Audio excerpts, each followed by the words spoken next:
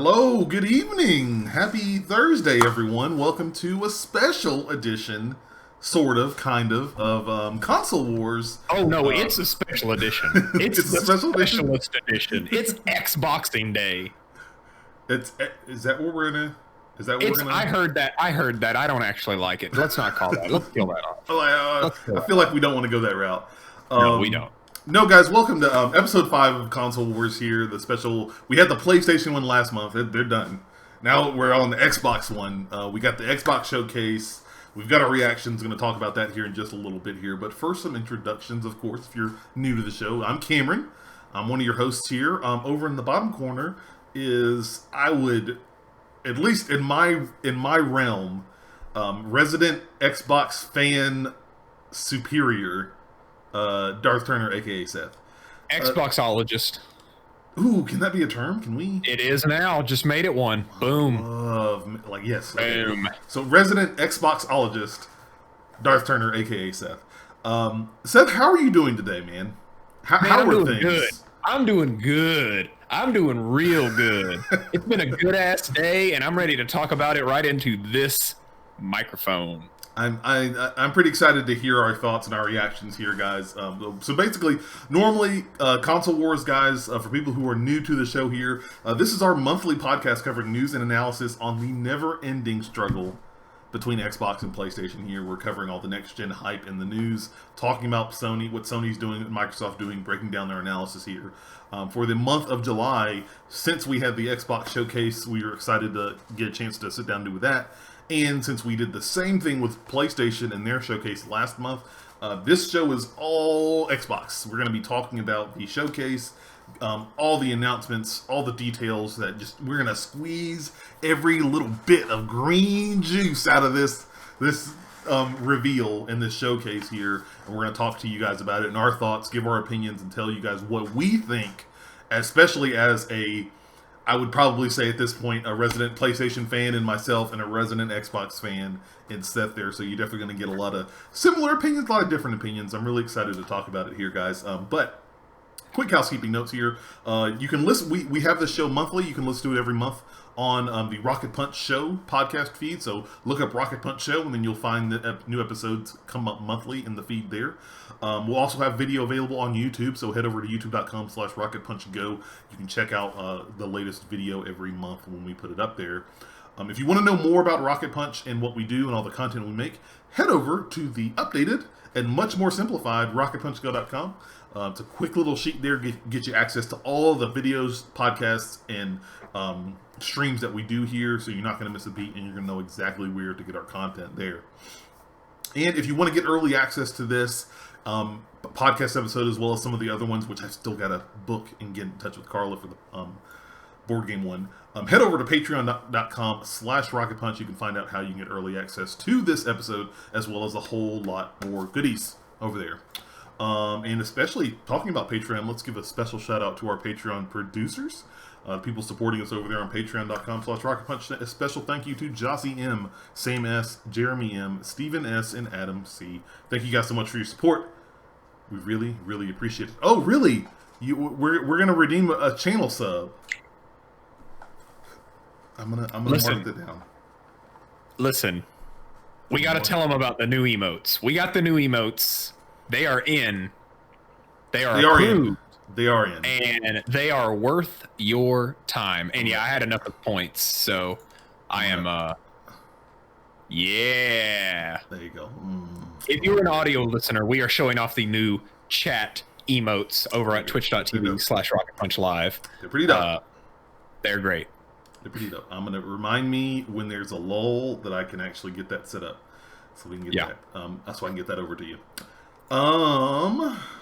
Actually, should be able to do that right now. That's it. We're starting off with the show here, guys. Like I said at the top, we're going to be. Oh yes, Sniper Eye. They do look awesome, and you're a sub, so guess what? You get access to those.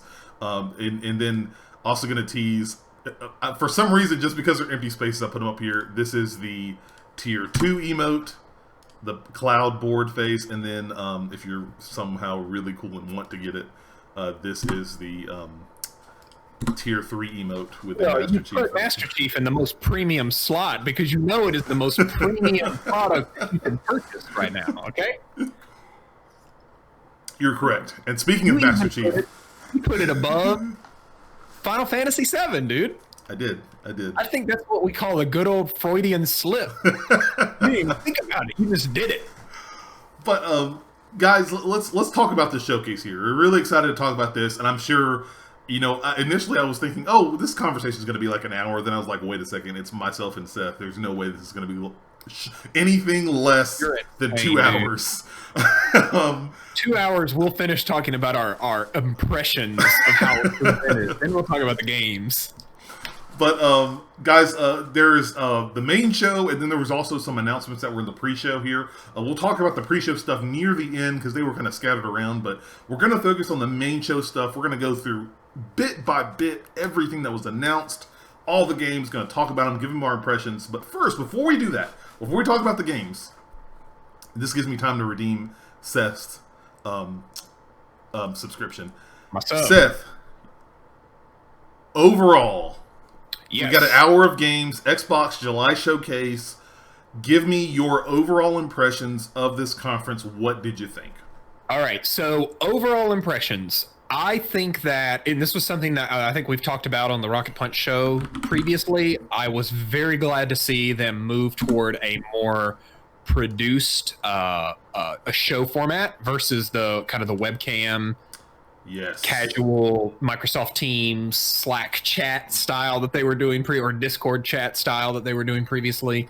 I think it came across as a much more, I hate to use the word, but like it's like a more respectable and like a more of an authority in like, hey, this is the E3 show that you missed, right?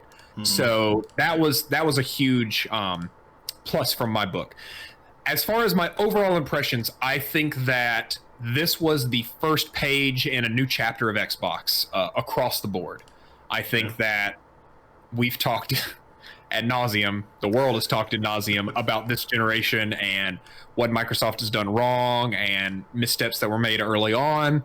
And what has happened over time is Microsoft's kind of been preparing the stage for next gen, right? For Series X and PS5 and the future, right? This was, to me, the first jump into that realm, into the world of... I clicked a button. My bad. Okay, I saw some stuff happening, but it's all right. I'm in the zone. So this is where Microsoft, I think, was really starting to show us what all those acquisitions from 2 years ago are going to look like moving forward. Mm-hmm. I think that we also get to see a little bit of a glimpse into the types of gaming content that Microsoft is going to prioritize with this. And I'm going to go ahead and say this here, but get ready. We're going to talk about it so much in this, but they have further cemented the fact that Xbox Game Pass is going to dominate the discussion around value and the discussion around cloud gaming moving forward. It is insane the level of value that you're getting from Xbox Game Pass after seeing what they had in today's event. So overall impressions, probably the best Xbox event that I have seen in years. Wow. I think that last year's Keanu Reeves surprise was like really fun and like that was a great E3 moment. Also, back compatibility was a huge landmark in just video games as a whole. I think we were moving away from that idea, away from the idea of game preservation and backwards compatibility because the data says that it's not that important. But Microsoft kind of made a stance and said, hey, even though it's not, the data doesn't say it's important, we think it's important. And so they kind of doubled down on it. I think that was 2018. No, it was 2017. I believe think was when so. they did that. Woohoo! There we go. So that being said, I think that now Microsoft's kind of showed us, hey, we're moving forward with these new games. And the big complaint has always been there's just not enough first-party games. So this was them kind of addressing that in what I consider kind of part one of their E3 press event for the remainder of the year, right? I think they've got more to show later in the year, but this was kind of their first big kickoff. So what about you? What did you think?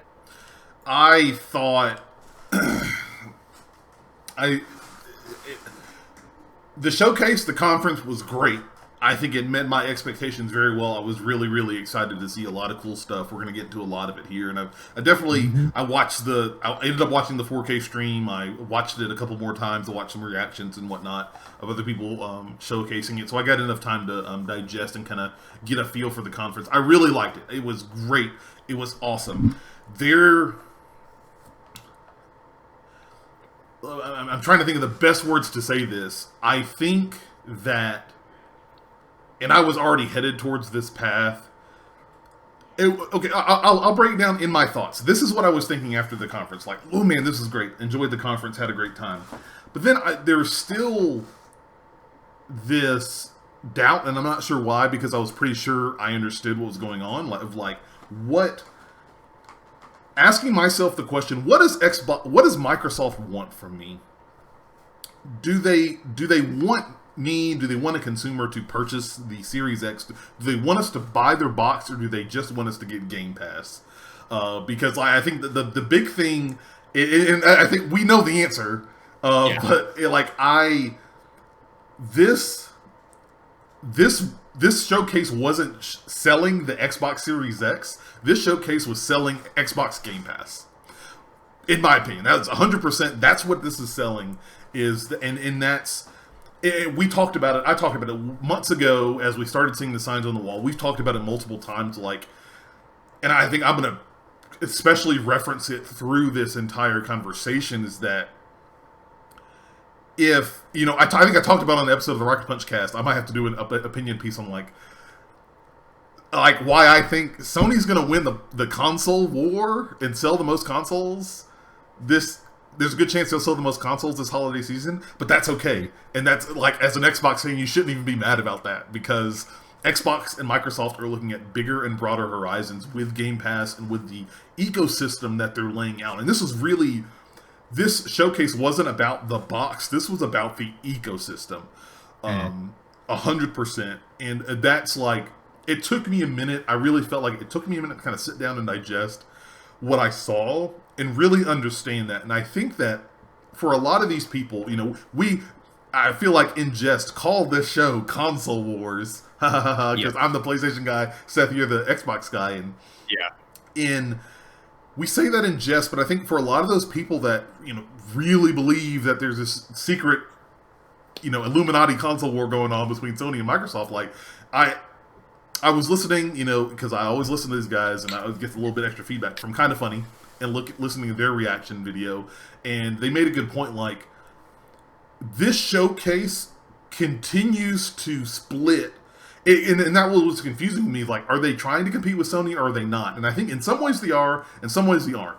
They're looking at the broader picture, instead of the Xbox as a box being the focus of their gaming attack like Sony is right now with the PlayStation 5, because that's all Sony has. Xbox, instead of that being the focus, that is a small cog in the grander picture that Xbox has when you look at xCloud and Game Pass. The big picture for Xbox is Game Pass. Full stop. Yeah. If you weren't sure about that before coming into today, you damn sure know leaving out, or you should know that Game Pass is the fact that they kept drilling home. Every game you see on this showcase is available on Game Pass day and date when it releases. Full stop. That is the key. It is no longer, they have transcended the mortal shell that is the console, and breached out into what we had talked about for literally the last year, Seth, in conversations when you were on the show before to now when you're a host on the show. Is that it's all about the platform. It's about Xbox as a platform. There's a reason that it doesn't say Xbox One on the box anymore. There's a reason that, yes, they want you to buy Xbox Series X's. And that is that piece that combats directly with Sony's PlayStation 5. But they are more interested, I believe, in getting more people, because they can have a bigger reach of getting more people to sign up for Game Pass. Because not only can you get console players, not only can you get Xbox people that'll sign up for Game Pass, you can also get PlayStation people that sign up for Game Pass. You can get PC people that sign up for Game Pass. You can get Nintendo's. There's this broader scope here of people that can get to sign up for Game Pass and experience their wealth of games. So, it's basically, it's a sample. Here's your treat. For $15 a month for Xbox Game Pass Ultimate, you get access to xCloud, you get these exclusive games, you get Halo Infinite, all this other stuff. Like, it's going to, I think their hope is that they'll get you in there. Say if you don't have an Xbox, say if you're a PlayStation guy, they get you in, you get a taste. Man, I like Halo. Man, I like these new other announcements. All these first-party games, all these third-party games that are popping up on Game Pass. You know what? Let me get an Xbox. Let me stay in this ecosystem. Let me jump in here. Let me get an Xbox Series X. Let me get whatever the fuck Lockhart is. Let me get an Xbox One S. That's what they want. And it's not like, it's slowly becoming a point where I feel like it's Nintendo's doing their thing. Sony's the traditional console route, and Microsoft is taking that right side where they're going in the services route and building a platform. And I think we've talked about that, like the point that they can say, I think Matt Booty on the stream made a comment near the end, like when the Xbox Series X launches, they're going to have over 100 games available at launch. Yeah, they can say that because, again, I will put $5 on this table.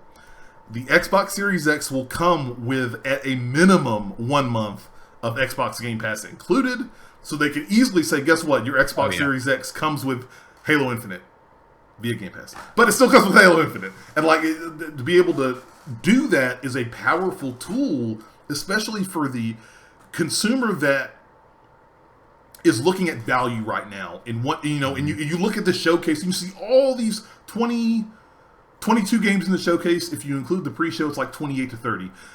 That are coming out and they're on Xbox Game Pass. And so when you look at a next-gen console, if one of your big things is like, man, I want to try and save some money, maybe I'm trying to cut back on games and stuff, Xbox Series X has a compelling argument, like, get the box. You have Game Pass. You can, even if you want to try it for a month, give you some time to build some money up. Now you have this huge library. You can play Halo Infinite on day one. You can play all these games right out of the box. You get home and you hook up to the internet. And I think that's a big deal. And I like really sitting down thinking about it. That's what I came away from this this showcase. This was a really great conference. I really enjoyed. We're going to talk about all these games. This was. My opinion, as the PlayStation guy here on the podcast, this was far and above, way better than the May showcase that they did, above and beyond. This was a great showcase, and it really, more than anything, and I think that's one of the hard things for a lot of gamers to wrap around. I'll even admit, even for myself, is that to some extent we have to stop viewing Microsoft's moves and actions in their showcases and their games in the lens of the traditional console lifecycle, because I think I talked about that right hand veering, Nintendo, Sony, and Microsoft. Microsoft very much is kind of blurring that line between generations, because I asked myself, because part of that question, do they want me to buy a Series X or not? Is Microsoft really going to a next generation? In a pseudo sense, yes, but it's not that cut and dry generation jump that Sony's doing. And the thing I definitely want to get across to people I have to understand too, and we all have to understand, is that's not a bad thing. It obviously isn't, because we have Game Pass. Guess what? Now if I can weigh my options, I know I'm getting a PlayStation 5, but now I can say I can still enjoy Halo Infinite and all these great games on my PC or on my Xbox One X. And then when I'm ready, perfect example, last generation, I got a PlayStation 4 first, and then literally the next year, I got an Xbox One.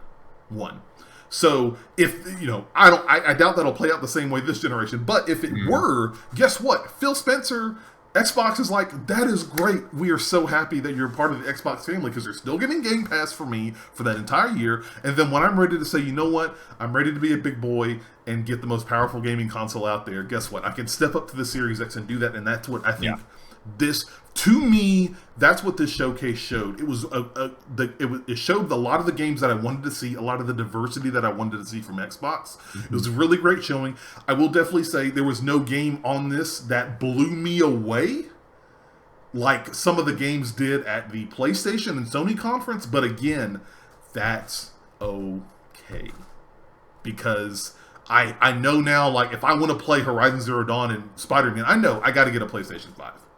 Yep. But if I want to play Halo Infinite, if I want to play The Medium, if I want to play all these other games, thank you for the sub, Stig. I'm on a roll. I'm going to thank you proper in just a second here. Then I want to guess what? I have the Xbox One X, and I can take my time in going to that next leap on the Xbox side. And that was, I feel like I rambled. I feel like I did a Seth ramble here, but like that's really something that I really liked and appreciated. You know, it didn't, you know, some of these games weren't like, oh my god, mind blowing, and that again, that does give me a little bit of concern, and we're going to talk about that throughout this talk, especially with some of the notes we have, Seth, on the docket. But I think they, again, I will say my statement, they didn't exceed my expectations, but I think they met my expectations, and they did what they needed to do, and that's okay, and that's awesome, and I'm really excited for the trajectory that Xbox, Phil, and Microsoft have going into this next generation. Very well said. Very well said. And you were right. That is a Seth tier. That's pretty up there. Rant. It's pretty up there. But how's it going? I really thought about, like, all day I thought about it as I watched this stream, and I want, like, that's really what I wanted to drive home. Stig, thank you for the sub. We're talking about the Xbox Showcase. We're gonna go, if you missed it, because I know you're on travel, we got all the highlights and stuff. We're gonna break it down right here. And Rurutu, I see you sneaking in chat there too. Welcome to the stream, sir. So anything else we got to say on the? I'm done. Man, we've got enough games to go through here. We need to get started, otherwise we're gonna be even further than our 3-hour usual on these episodes. So let's get started here. Like I said, guys, we're going to go through the main show here. We're going to break down each game. Seth, what did we start out with to start the show? We started exactly like I said they should have started. They started with Halo Infinite. And honestly, it's everything you could ask for from a demo, because they did the whole, like, obscure trailer thing into menu screen, press start to begin demo, right? And that is what that was when I looked over. I was watching this with a friend. I looked over and I was like, this is it. This is how you do it. And I know you're rolling that footage now. So yes, they showed us a good, I think it was about an 8-minute clip of what Halo Infinite is going to look like. And Cameron, let me tell you this, that game is looking good. This is now, I think that one thing that's really important to point out for what this is, which is a cross-generational launch title.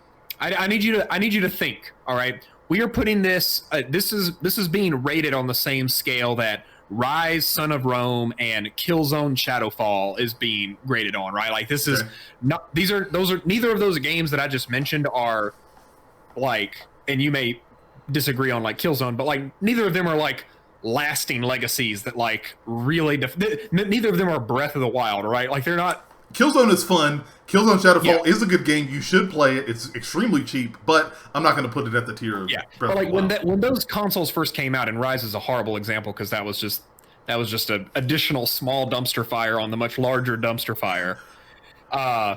Sniper, you just asked me what I thought about the flying suicide grunt. Dude, that's my spirit animal. Flying suicide grunt is my spirit. You're going to see it right here. Actually, no, we just went past It'll come up in a little bit. I'll point it out when it pops up. I know they're going to have some kind of, like, avatar item or something for flying suicide grunt, and I am going to equip it day one. It is, like, for what this game is, which is a cross-generational, like, Halo game, I think there's, when you look at it visually, it really doesn't ring as like, oh man, this is just like blowing my mind. But what I think they did here is they went back to the basics of what makes Halo great.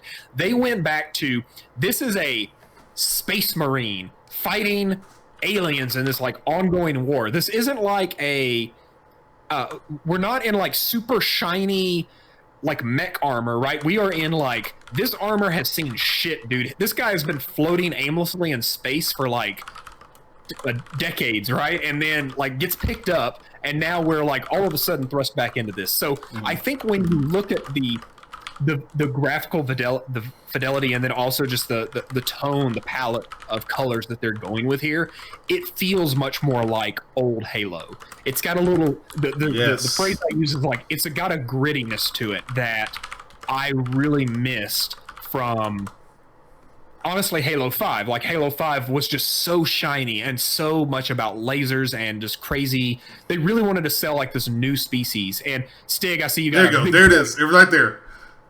Yeah, there it was, like just flying straight at you. Like Stig, you said a big point. You redeemed a text. So a big point is that they reduced mobility skills to better balance the old-fashioned Halo combat style, and I agree 100%. There's no sprinting, no aim down sight. This is the classic Halo experience. But the grappling hook. Come on. Like they went back to basics, right? And they built Halo like you remember it. And they gave it this shiny coat of paint that's going to look great and run silky smooth 60 frames per second. But then they went a step ahead. They went with this upgrade-based system. It's not an RPG. It's not Destiny. You're not leveling up. What you're doing is you're getting these upgraded pieces of equipment. The grapple, I think the grapple, what is it called? It's not the grappling hook. It's like the grapple launch or something.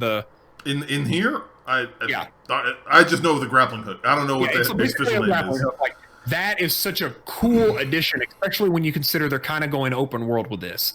I knew from the moment you press start and it pulls up that holo map, I was like, all right, I know exactly what this game is going to be. This game is going to be level 2. This is going to be the second level called Halo. This is going to be all those massive Halo maps from Halo Combat Evolved and Halo 2 combined into one giant world that we're going to go to and from fighting, Covenant, Banished, whatever it is we're fighting in this.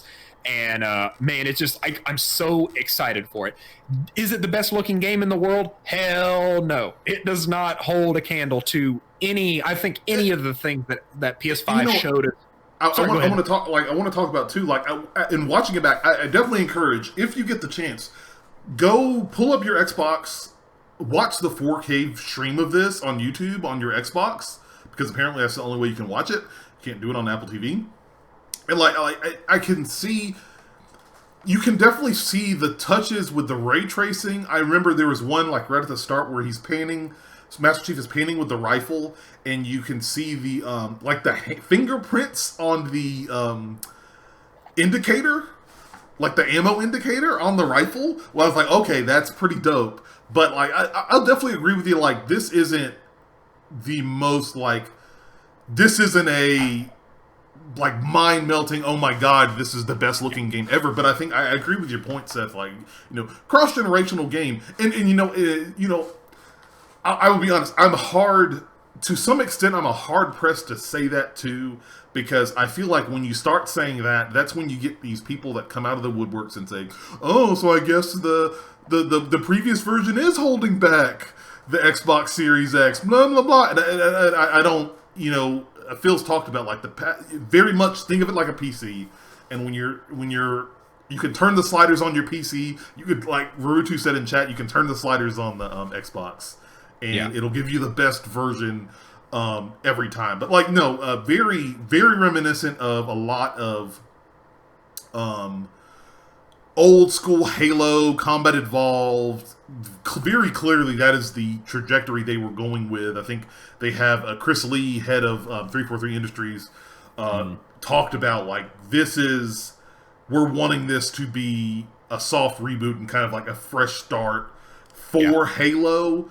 We're wanting this to be I think some of the interviews that came out after this were like, they're wanting this to be, this is like, they're trying to get away from the numbered releases.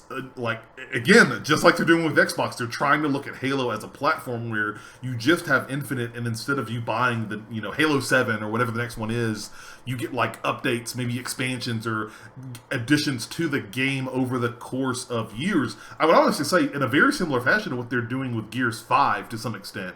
We're still going to get a numbered Gears game, but like what they've done with Gears 5 is something I would think about.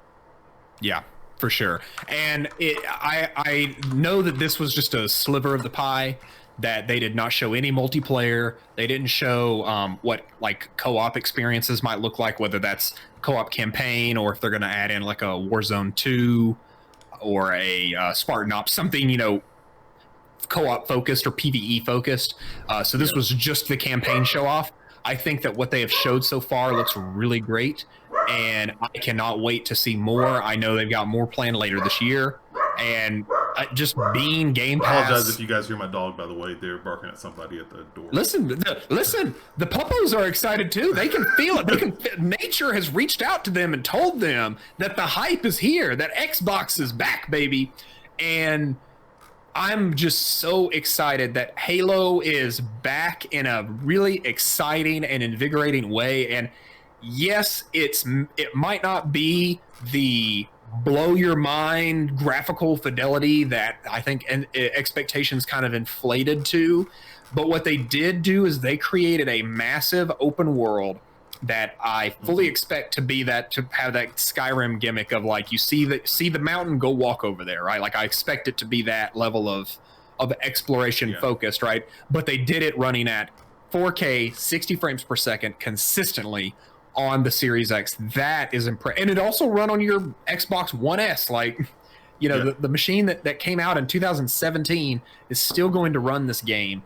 I think that's an enormous amount of value and an enormous amount of technical marvel that they are able to do that. And that's something we didn't touch on either. Like, especially when you see that map for the first time, you can very clearly see that they're aiming to like this special, like, open world,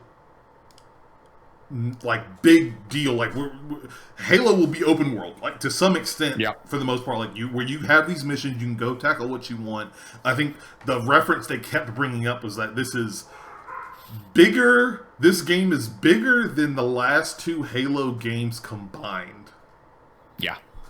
And so that's pretty big, especially when you think about the campaigns for Halo 4 and 5. Another point they made is each pixel has 10 times the amount of detail as the Halo 5, as Halo 5 had, which is, in and of itself, you're gonna, like, when you go back and play Halo 5, that game was beautiful at the time. And when you think about that extra level of detail being applied here, I think stylistically this game is different, so it's got a much darker and grittier kind of tone to it, and things aren't quite as shiny and chrome covered, but it is really cool to see that they have made something so amazing visually that runs across such a wide breadth of hardware and devices, right? Because we are in this weird transition period where we are starting to move away from like the previous generation into the next generation, but we're also starting to move away from the idea that we're shackled to the hardware that we have on our desktop that gets refreshed once every 7 years, right?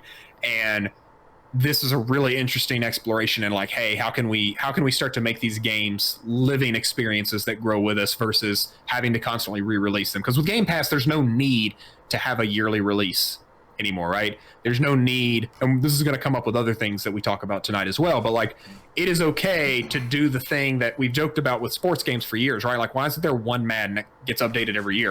Well, because you can't resell Madden every year then, right? That's the whole point. Yes, but when you're not trying to sell a box every year, then yes, release the ultimate Halo and create additional experiences and kind of do what Destiny's done, right? Where that when we feel like the formula is getting stale, they reinvent the formula, right? And then they don't change the game. Like, you don't have to leave your character or what you know behind. Mm-hmm. It just grows up with you and it becomes a new thing. And I think that's when games as a service is going to stop being a dirty word that we imply with like microtransactions and start looking at something as like, hey, the game that I bought isn't necessarily the game I'm going to be playing a year from now. I think that's really exciting and cool, but it doesn't mean that every game should do that, right? Like, I don't want every game to do that, but when you look at a game franchise like Halo, which is going to be very campaign focused at first and then quickly shift to being a, PvE or PvP, whatever options they have, really quickly, then I think that's the best way to approach it, right? And then if they come out with new campaign content, just add it on. Like, add on another chapter to the story. That would be really cool to see. Rurutu in chat says Seth means don't be Fallout 76. Hey, honestly, Fallout 76 was not a good game when it launched, but they have gone really far to try and fix it, right? Lots of games have been doing that this generation, but the games as a service has allowed us to salvage some things. Now, yeah, it's not what it could have been, but yeah, just don't be that bad. Yeah, don't be bad when you come out. Be good when you come out, and then become better. So become legend. Become legend. Sorry, yes, exactly. That that's really all I can say about Halo. Like, I've only had a couple of hours to process what I've been thinking about, and without knowing what multiplayer looks like, it's just really hard to say. What I can tell you now, it looks like they got the feel down, and that's what's really important. That is what's carried Destiny through years of strife, is the fact that that game feels right. Yeah. And if you can get the feel down and you can get the look pretty close, people will usually be on board to play the game long term. And I think the only other add-ons I have to have with Halo Infinite is that, the story looks great. Again, they did say that we're not going to get multiplayer until later in the future, so I'm sure whatever the next event is before launch, we'll probably get a glimpse at Halo multiplayer, so stay tuned for that. This was clearly just campaign gameplay, and it was fun. It was great. It felt like classic Halo with some modern touches. I definitely admit it was a little bit hard for me to see those modern touches, but the one thing for me, this is Halo. I love Halo. I'm a super huge fan of Halo. I've played all of them now. It just, there wasn't, and again, I talked about at the top of the show, like my overall thoughts. This was great. There wasn't that one thing that really took me over the edge. It really felt like this is Halo. This is Halo. We got a grappling hook. We got some cool new weapons and stuff. But this is Halo, and that's not bad by any stretch of the imagination. I love me some Halo. I've been missing out on Halo, but I would have liked to see something a little bit extra and maybe something a little bit more new and adventurous with it. But that being said, I loved what I saw. They did exactly what they needed to do to show off Halo Infinite. And I'm very glad that I have a much better understanding now of that game. What is the game? Yeah. Like, what is it? I understand it a whole lot more. And I'm glad to see it, that it showed up first. But we knew Halo was going to be there. We want to, the secret to hype, Cameron, is what we don't expect. And the next one that was shown was something that I kind of expected at some point, but I did not expect this quickly. I called it in one of our bonus part. I called it. And that is, of course, State of Decay 3 in a very cryptic trailer that, if you are familiar with State of Decay and its like visual style, the minute you saw the character here, like the player, then you're like, oh yeah, that looks like a State of Decay character. But it was a little tricky because at this point you don't really know what to expect. And this was a cinematic. This was not like a gameplay reveal, so I feel like this game's a little bit further out. But yeah, I agree. State of Decay 2 is still one of the most interesting explorations in like zombie survival simulate. Like, it's truly a simulator, right? Like, it is not a. Yes. It's not like a I feel like it goes two directions, right? You've got, and I'll use PlayStation examples here, but like you've got The Last of Us, which is like the stealth approach, and like from a story perspective, like look at how bad humans are. And then you have like it's not Last of Us 2. You're correct. It is not. It's not Last of Us 2. Yeah, definitely not that. But then on the other hand, the other type of archetype you see is like wow, look at all these zombies, and that's like the Days Gone approach, right? Where it's like, look at how many zombies we fit on screen. World War Z, Left 4 Dead, those kinds of games where it's just all about the action of the zombies. State of Decay is a game where you're not really getting overwhelmed with like fast sprinting zombies. You're more dealing with the fact that like you're running out of food, you're running out of water, and you got to find unique ways to like equip your camp to survive. I've always thought it was a very unique thing. The number one criticism I have always had about those games is they just didn't have the funds to make that a AAA experience, right? The first game was very rough and tumble. The second game got a lot better because they had the financing from the first game, but then you had stuff like rubber banding co-op. You had really just kind of spotty co-op to begin with, so it didn't really feel polished. It still felt like a AA game. Yeah. This game looks like it is going to be AAA. Now, we didn't see any gameplay, so we don't really know, but we imagine that Microsoft bought all these studios to give them the resources to make games to compete. This game, and I'm going to save it to the end because I definitely want to talk a lot about these games here. There's some thoughts I have about like just some of these games and some of the thoughts surrounding them as we're moving into the next generation. Definitely want to discuss. You kind of hinting on some of the things I want to talk about later. No, State of Decay 2, like 3, I called it. I'm super excited. Like I remember, I saw State of Decay 1 and it looked and the graphics looked pretty rough, and State of Decay 2 looked better. And I remember giving it a shot, and I was like, man, this game is fun. I love this game. This is awesome. Like, doing this sim stuff, and, the only thing I wish, and I need people to play with, I want to play with people, because I've never played multiplayer on State of Decay 2. Maybe next week we'll do a stream, if Seth, if you're down, and we'll play some State of Decay 2. I'll have to figure out if I want to go back into that stress, dude. I'm enjoying my Paper Mario relaxation therapy, but I was really happy to see this. Yes, it was just a CG trailer, but the mere fact that we have it announced, it's real, they're working on it. I'm super excited. I'm really excited to see the success they had with State of Decay 2 and how they're going to take that forward. I mean, graphically, it already looks better. I don't think I ever saw a cutscene that good on any previous State of Decay game, and so I'm really hoping that the game, like Microsoft, especially with them putting their weight behind their first-party studios, really helps out Undead Labs, gets them the resources and assets they need to make a really much more polished State of Decay game, and I think that'll really make me love it even more, because State of Decay is a favorite of mine in the Xbox staple that I really enjoy playing. Really do. Next up on the list this here, one was big. This is a big change. Oh boy, this is weird. So Forza Motorsport got... Period. Just the name. Forza Motorsport. Got revealed, and this is interesting because the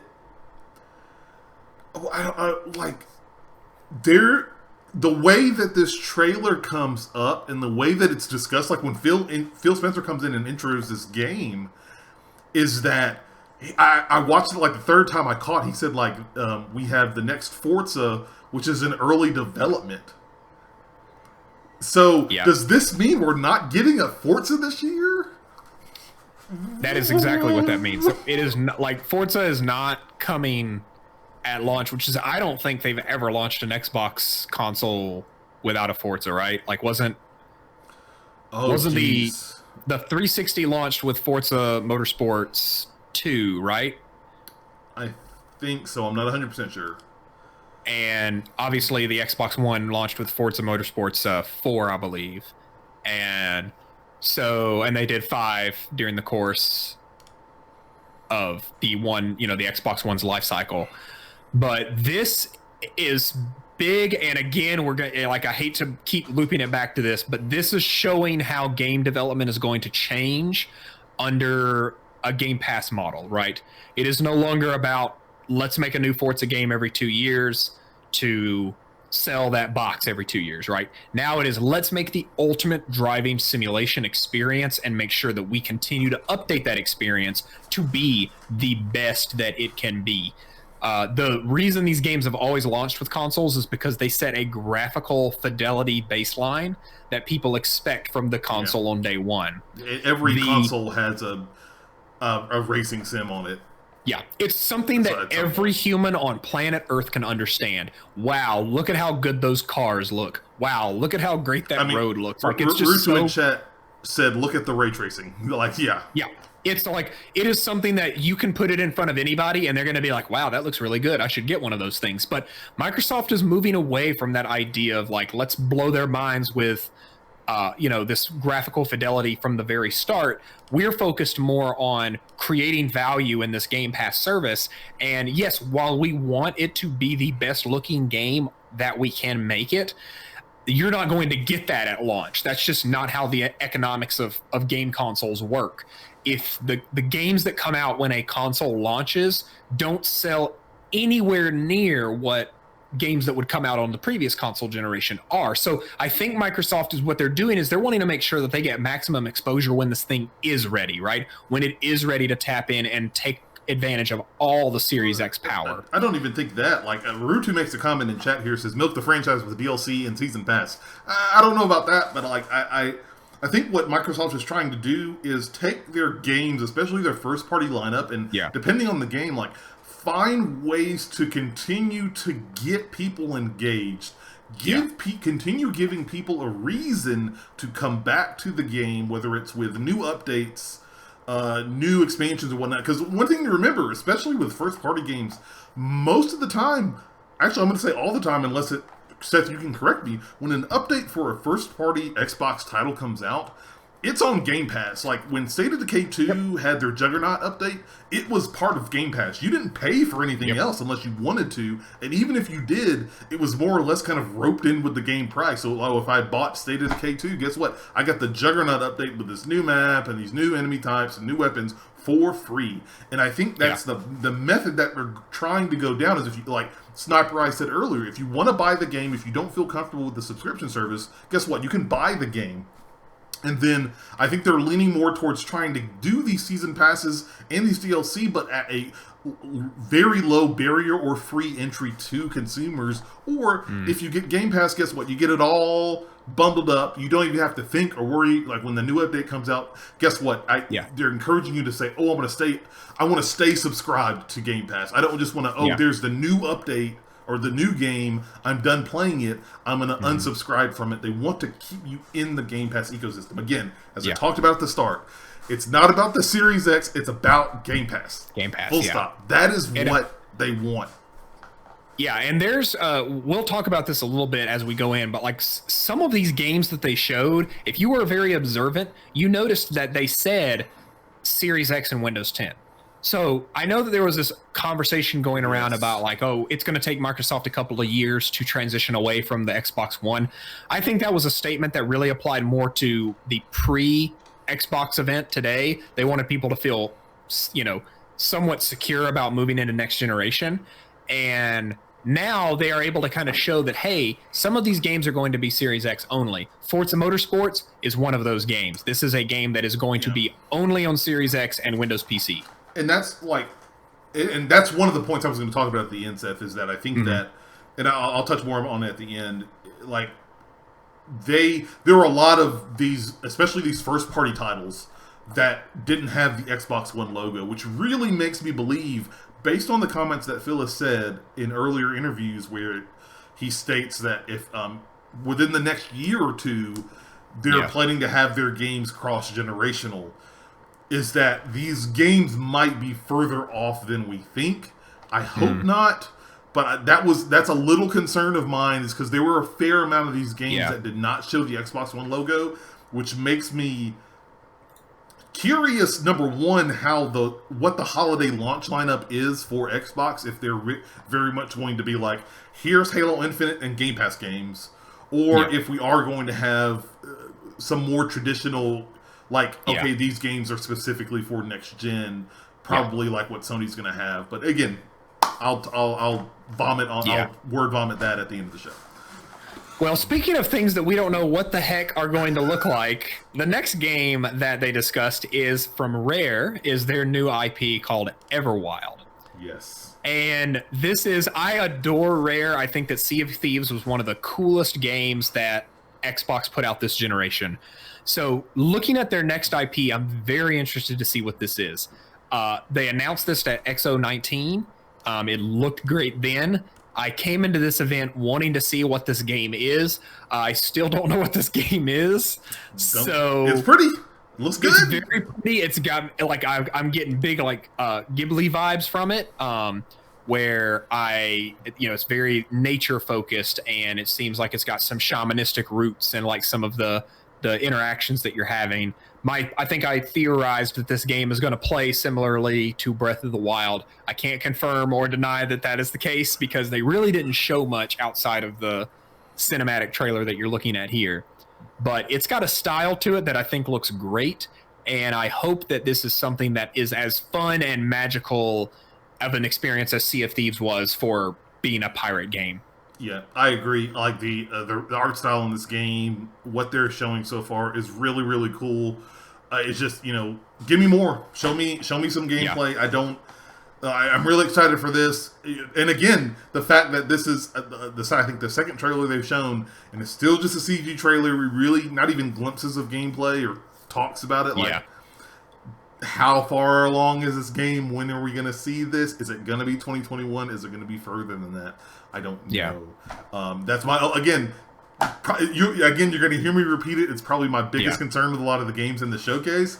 That being said, the game looks great. This is definitely one I want to play. I want to see what this game is about. I want to try this out. I want to be in this world more than ever, and I'm really excited to see what they're going to be showcasing over here. So when you go to Xbox Wire, they have these really handy kind of tweetable summaries of what these games are, and so I'm going to read what Everwild says just so that we can get a better idea of what this might be. But inspired by the beauty of the natural world around us, Everwild's a brand new game in development from Rare, where unique and unforgettable experiences await in a natural and magical world. You can play as Eternal, as you play as an Eternal, so that must be who you're playing as. Yeah, you are an Eternal. You explore and build bonds with the world around you. Everwild will be available on Xbox Series X, Windows PC, and Xbox Game Pass. Again, Xbox Series X only mentioned here as a console option, so this will probably be it'll be a little ways 2022. off. Yeah, a little ways off. A little ways off. But again, I'm just... That makes me concerned. More than anything, that just makes me concerned. Like, what does next year hold? What is the 2021 lineup for Xbox? I got news for you. I don't think Xbox is the only. Like, I think Sony's going to be dry. I think EA is going to be dry. We're not going to see what COVID has done to video games until next year. I think next year is going to be a lame year because everything's getting delayed out. And that's a good point. That's 100% a good point. Yeah. I'm very curious about, like, not only what Xbox has got going on, but everybody else, like, next year. But Everwild looks cool. It looks dope. Yeah, it does look neat. So next up this is kind of where they started to venture into what I would say is like the partners, the second party type of situations. Or Xbox. Before we even get further, Urutu in chat says, what if it's a puzzle and rhythm game? You got to do the dance to appease the spirits. That's when Blizzard will release Diablo Immortal, because everybody has phones. Well, okay, I've got it better. So it's a puzzle and rhythm game. You've got to dance to be in sync with nature. So we are excited to announce a brand new device that you can plug in to your Xbox that allows full body motion capture. We're calling it Connect. Next game, please. We're done. We were done. You've ruined it. Ripped. Yeah, exactly, Rurutu. Are you going to revoke my subscription? Just delete it. I'm taking it back. I'm pulling it back. So now they kind of began to transition into the next part, which was kind of, and I believe this is correct. Like the next game's called Tell Me Why, and this is. Let me pull up some info here. So this is the new game from Don't Nod. So this is the creators of Life is Strange. Tell Me Why is a new Xbox Game Studios exclusive game from Don't Nod Entertainment, the studio who created the beloved and award-winning franchise Life is Strange. In this intimate mystery, you play as the twins Tyler and Aslan Ronan, exploring the memories of their joyful but troubled childhood in beautiful small-town Alaska. Using the supernatural bond that allows the twins to interact with the memories of the past, choose memory paths to determine the outcome and uncover their personal story across 3 chapters beginning this August 27th. That is very fast. And once again, Don't Nod is experimenting with the episodic approach to releasing the game, which has seen kind of mixed results in the past. But what did you think about this game, Cameron? Number one, it's very interesting that you read that. It's only 3 chapters. Normally, like Life is Strange and all their other games have been 5 chapters. And I think that the big thing with the chapters was that there was too much of a gap between them. And hopefully with 3 chapters and they're nice, good sizes, and hopefully we don't have to wait like 2 months, 3 months between each release. I can tell you right now. Would you like to know when the next chapters are being released? It will surprise you. So, according to Xbox Wire, Chapter 1 comes out August 27th. Okay. The second chapter will launch September 3rd. A week later. Okay. The final chapter will be available September 10th. a week after that. So no waiting. Okay, very, very cool. And I think that it's really cool because one of the things I liked about, like, not only what Life is Strange and Don't Nod did, but a lot of like what Telltale Games did was, if it were chapter 5 or 5 chapters, they would put the first chapter free, and that way you get hooked in on the game. Like, okay, I got to get the season for this, and I'm curious if they'll do the same thing here, but like. Getting older, it's nice to be able to play games that you don't have to sit in front of a computer for 40 hours. You can play, okay, I got 5 hours here. I play this thing. Ooh, good story. I'll come back to it. But again, I've been a big fan of Don't Nod. I've been a big fan of them since Life is Strange. Still have to beat the game, but everything I've played of it so far has been great. I'm very interested to get a chance to play Tell Me Why. It looks really great. Looks very awesome. It very much, where Life is Strange very much played on the time freezing and the rewinding aspect, there's the sci-fi element in Tell Me Why, but it's not really as prevalent as it was in previous games. I will say one thing that stood out to me about this is, and I think this kind of harkens back to what we talked a little bit about Halo, it does not look, and this is a complaint that I'm kind of echoing from other people. I don't feel this, but I've heard it. It does not look like a next-gen game, right? It looks like what Don't Nod has done already. They're just doing it on the Xbox Series X.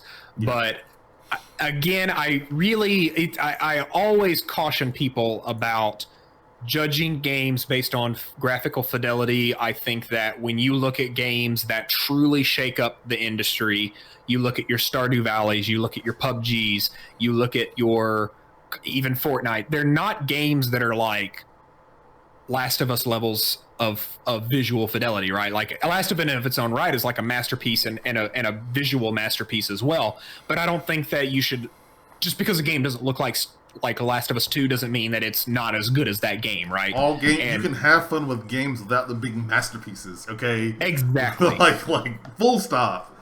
Yeah. So that's one thing that I kind of caution people about, because it's a dangerous mindset to get into, to start to think that, because then you start to really limit the amount of stories and the amount of experiences that people can share. But I think Don't Nod does a really great job of making very human stories that have a fun little twist, like a little sci-fi twist, like you said, that kind of draws you in. But at the end of the day, they're about people, right? Yep. Life is Strange is a story about a girl dealing with basically the relationship between her and her love, her girlfriend, wife, whatever, and how that plays into the fate of the town, right? Like, so at its core, it's a human story. I feel like this is going to be the same way with that. So. 100% agree. Next up, a quick update from the guys over at Moon Studios here. They came up, talked about Ori and the Will of the Wisps, that we're getting a new update for that game.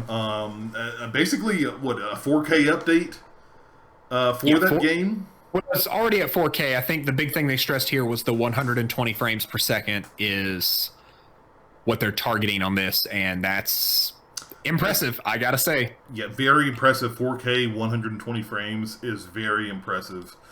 They said that it's going to utilize smart delivery. It's already on Game Pass, but they're going to have the update available sometime in the future. They did not give a date for that. Kind of, you see the B-roll here that we're rolling there. They kind of compare the differences there and see how much smoother it is in 120 frames. And even then, if you've not played a game above 60 frames, get ready. You'll definitely tell a difference. Yeah. And that could be the edge that you need in kind of beating some of the bosses and whatnot in the game. So a big thing about this one is it's at 120 frames per second and at 120 hertz, which means that this game is going to not only be playing at that frame rate, but the screen is going to be refreshing at that frame rate, right? As long as your display supports it. So, and Rutu brings up a great point in chat. 4K 120 hertz is a super niche audience that has a monitor TV that can show it. You are very right about that.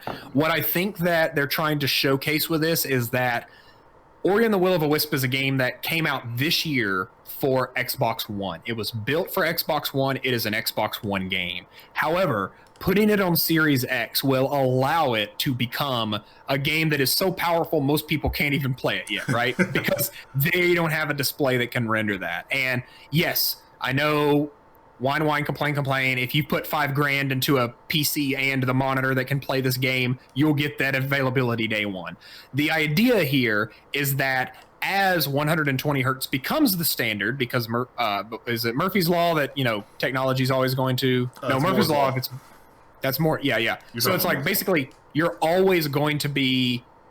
Technology's always going to be catching up to itself, right? So you're right. Today in 2020, not a lot of things can run at that resolution and that speed. 2022, probably going to be more. 2024, that's probably going to be standard. It's just the way that technology works. So I think it's really interesting to see them injecting that. The other big thing too is like, I agree, Naruto, like 4K 120 is very niche, but 1080p 120 isn't, especially in the PC space, and to some extent 1440p 120 isn't, and so that 120 refresh hertz, that 120 frames per second, I think might really come into play if you're playing on PC, which you can with Game Pass.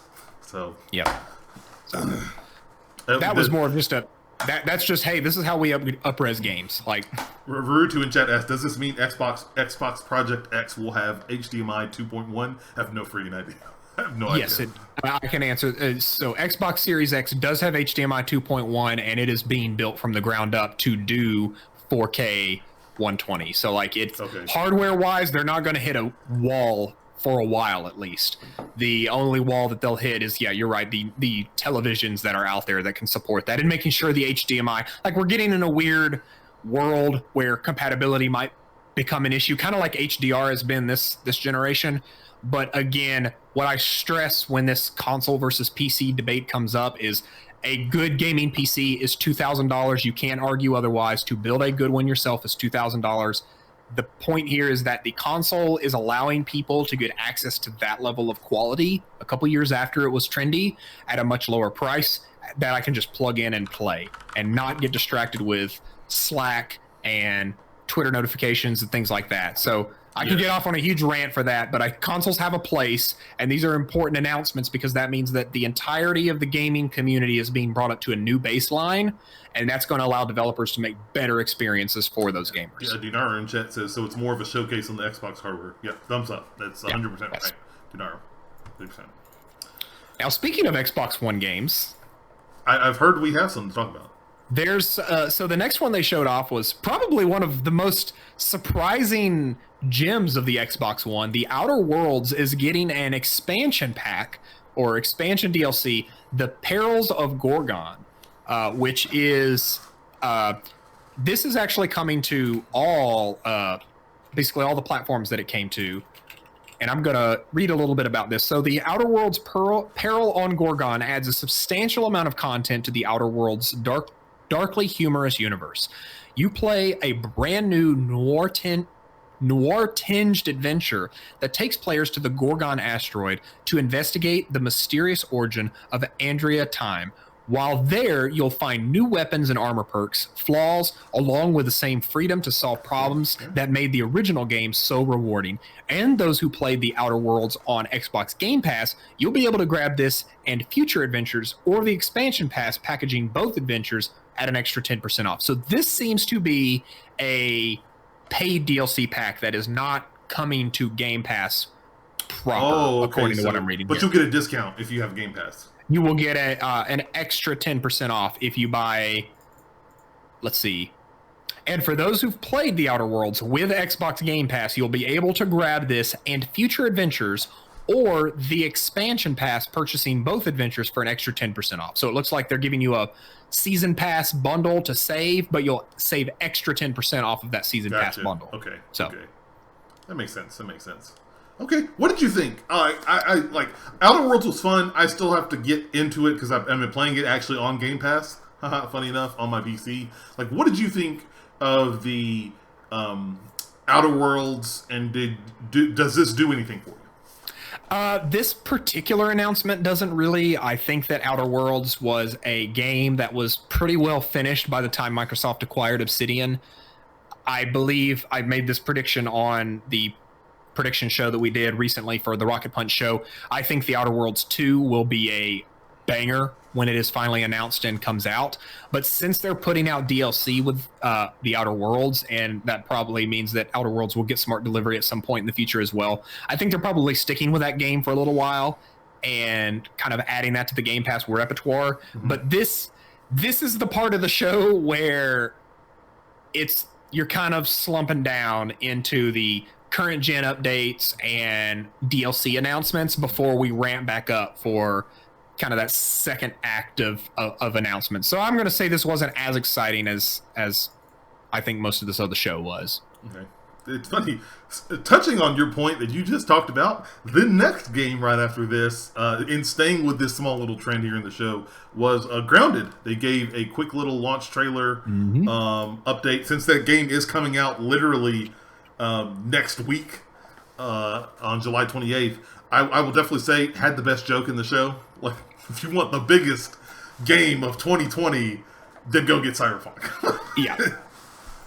It's like this weird self-deprecating humor that they had about it, understanding that, like, hey, this is not what Obsidian does, and this is a new experiment for them. But again, Grounded is just another block on the Game Pass. It looks tower. Cool. It looks like exactly what it looks like, and I hate saying it this way, but it looks like an Xbox type of game, like a multiplayer-centric, fun game that you and your friends can get in there and play. Yep. It's a survival game.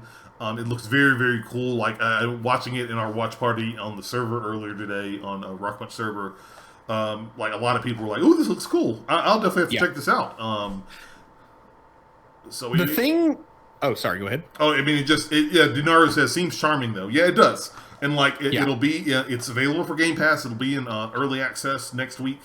So they're definitely going to keep building it and making it better. So, like, it's awesome. Something to try. The thing about Xbox Game Pass is it is the ultimate co-op service, because everyone on Game Pass will have Grounded day one. I think something very similar happened with World War Z, right? There is something about knowing that everyone on the service has access to that game. I'll give a perfect example of where I think this game's going to kind of fit in. Remember the game The Strange Brigade? That name is familiar. It's the one where you play as, like, 1920s adventurers, and, like, you're fighting mummies and spiders, and, like, it's a very kind of Left 4 Dead-ish kind of game. Okay, but it was an early feature on Xbox Game Pass, and as soon as it came to Game Pass, that was a game. It was like $20 to buy normally, but me and my friend were like, "Dude, we're never going to buy that game." But the fact that we could both co-op it together, we played and beat that game. We would have never bought it, right? Grounded, I think, is the same way. I would never buy this game just to play it, right? Like, it took a feat just to get me to buy Ark Survival Evolved, which is literally dinosaur survival. That should be an easy sell for Seth. But that type of game, it's just so hard to get lined up. All your friends have to pay $30 to buy it. Whereas when it's on Game Pass, you can just say, hey, I know, Cameron, I know you have Game Pass. I know my other friends have Game Pass. We can all jump in there and play that game together day one without me having to convince you to drop $30 on a future thing. That's one of the secret benefits of co-op games on Game Pass. It just makes it so much easier to get into. But Rurutu in chat says this is coming out a year too early. Disney was thinking of doing a Honey, I Shrunk the Kids reboot. That is true. I mean, it is in early access, so they have said that, it's still in progress. They're still working on building the game out, so they're going to use the feedback they get from people on PC and Xbox to make it even better. So. Now, buckle up. Because we're heading back into the big zone. So the Obsidian team teased one last thing, gave us a quick trailer for their upcoming project, Avowed. Like, I will definitely be the one to say, if you've listened to me at all on podcasts, me and Elder Scrolls is a very relationship. But, Seth, I heard you like Skyrim. This has Skyrim-esque vibes, Elder Scroll-esque vibes to me. What did you think about this CGI? All right, so first off, I want to stress just how early this game is in development. I'm going to read what Xbox had to say about it in the official Xbox Wire. Obsidian Entertainment's next epic first-person RPG set in the fantasy world of Eora. Period. Like, that's it. That's all it says. It's one sentence. Here's the thing about Avowed. I'm calling it right here. Mark the date, July 23rd, 2020. Avowed will be a killer app for the Xbox Series X. This game, they pull off what they are showing in this little teaser here, they will have a game that is exactly what people have been asking for them to counter Sony with for years. Sony has completely dominated the third-person action-adventure shooter game, right? Like, that is their bread and butter. They're really good at it. They released 3 of them this year. Like, they're really good at making third-person action-adventure narrative-driven games. Microsoft is, and Denaro in chat says Obsidian is getting busy. Listen, Obsidian was a smart purchase for them. But when I look at this game, if you can create a next-gen Skyrim that only runs using an SSD, that is, if you remember what Skyrim did, like Skyrim was an icon of the generation, right? Like it came out in 2011 and we're still talking about it almost 10 years later. You could run it on an Alexa. You can run it on the toaster. Yeah, like, it's literally like we joke about it getting ported everywhere because it's that popular. So this is a game that is very far out, but this could be one of those games that I see Avowed becoming a franchise, and maybe not even a franchise, but like it being a game like Sea of Thieves. Like if you don't think that Sea of Thieves is a success, I don't know what your metric for success is, because it has been in the top 3 on Steam since it came out. It's got millions of players. It is a game that came out to kind of meh reviews, but is now a fully featured pirate simulation, like a pirate adventure simulation game. It is so much fun to play. And you think about that mindset applied to a Skyrim-like game, like it comes out and then they just keep adding and adding and adding and more content keeps coming to it. I'm marking it here. Avowed will be one of this generation's most important Xbox titles. No question. Funny enough, with probably how far this game is out, do you think we will get an inevitable Avowed versus Elder Scrolls 6 Clash of the Titans? I think that Elder Scrolls and Avowed might actually come out around the same time. Like, oddly, like Elder Scrolls 6 is so far out, but it's really funny to me that Obsidian is basically becoming a Bethesda 2. And honestly, normally I'd be like, that's foolish because Bethesda already exists. But then you look at what Bethesda's done recently, and you start to realize that, like, oh, actually, you know what? People really preferred those older games, and honestly, the game that was made by it, when you look at Fallout, they preferred the one made by Obsidian, right? People love Bethesda games. They just need polish the games. Yeah. Imagine if someone who makes games like Fallout New Vegas with that type of story and character-driven progression, right, as well as like good combat and whatnot, and then they also made it a good engine on top of that. Yeah, Dunaru in chat said, "I would love if Avowed challenged Elder Scrolls." Like, yeah, I think it will. Like when you look at what they're doing, it looks like, I'm talking magic skeletons. Like I got kind of a Dark Souls vibe when that arrow came down and was like sticking out of that rock. I was like, that kind of looks like a bonfire. And not saying that this game is going for that, but it kind of gave me that man, this is a fantasy game, and I'm really excited for that. Yeah. Very interested to see more about Avowed and where it's going to go there. Next up on the list, we have a very interesting title from these new developers, Interior Night. Game is called As Dusk Falls. This is a new kind of trailer. Very unique, interesting art style. What did you think about this? I think this was one of the most interesting looks at a game. Like I really am curious if it kind of looks like an animated storybook, and I don't mean that in a negative way. I mean that in like you can see here, it's almost like watching a motion comic, right? Like there's motion happening, but the characters are static. This is like the weird evolution of virtual novels that I think, like, I know virtual novels have a stigma to them, but like I think this is a virtual novel that more people could get into because of the dynamic camera and the lighting and whatnot. I'm very intrigued to learn more about this. The thing I want to know is, like, what is the game here? Is this a choose your own adventure? Is this like a don't nod? Like, or am I going to be walking around in an environment, or am I strictly going to be like pointing, clicking? Yeah. Yeah, like is this going to be more like Don't Nod games or adventure games, or is this going to be more like what is the franchise that the serial killers, they were stuck in the mountain cabin on PS4? Until Dawn. Until Dawn. Yeah, Until Dawn. So that's kind of what I'm wondering is like, is this going to be a choose your own adventure, or is this going to be more of an adventure game? And so I'm intrigued to see more. But considering this is headed by a woman named Carolyn Marshall, and she is a former lead game designer at Quantic Dream, so I imagine it playing similar to a Quantic Dream game. Yeah, okay, I'd agree. It looks interesting. I don't know if I'll play it. I definitely want to see more. Definitely do want to see more. It's on Game Pass, dude. You can try it. Yep.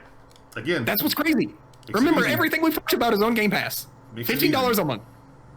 It's insane. It's insane. Sniper Eye 2010 in chat says, I think it will be more like a Telltale game, and I'm more inclined to believe that as well. Sniper Eye. So, all right, let's go on to I'm going to say the most awkward section of this entire most depressing part of this entire presentation for me, because I really wanted to see more of this game. Please take it away, Seth, because I got to take it. All right, so when the Xbox Series X was revealed, Microsoft wanted to show a game that was coming to it. The game they chose to show was Senua's Sacrifice: Hellblade 2, which is a flip-flop of the name from Hellblade. Because it's not confusing enough, but... Yeah. So Senua's Saga is set in Iceland. It's got that same Celtic feel. They did reveal, basically all they showed is that, hey, we're working on it. It's in early development, so it's not quite as quick as people were thinking it was going to be. It's an Unreal Engine 5. Yeah. And it's set in Iceland. Yeah. That tells us that basically this game is a ways out. Because Unreal Engine 5 doesn't even come out till next year, so this is definitely going to be a little ways out.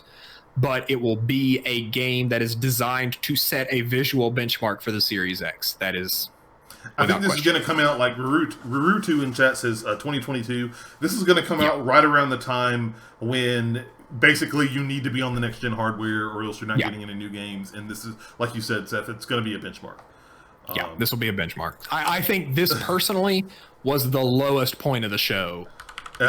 Sniper Eye chat says, not to mention the shameless YouTube plug they did, which, like, I will give them credit. If you have not watched their documentaries that they do on their games, all the like 30-something they did on Senua's on the first Hellblade, like, it's really good. But yeah, it's basically like, hey, go to our YouTube channel and watch behind the scenes on all the stuff we did in Iceland that we got paid to do.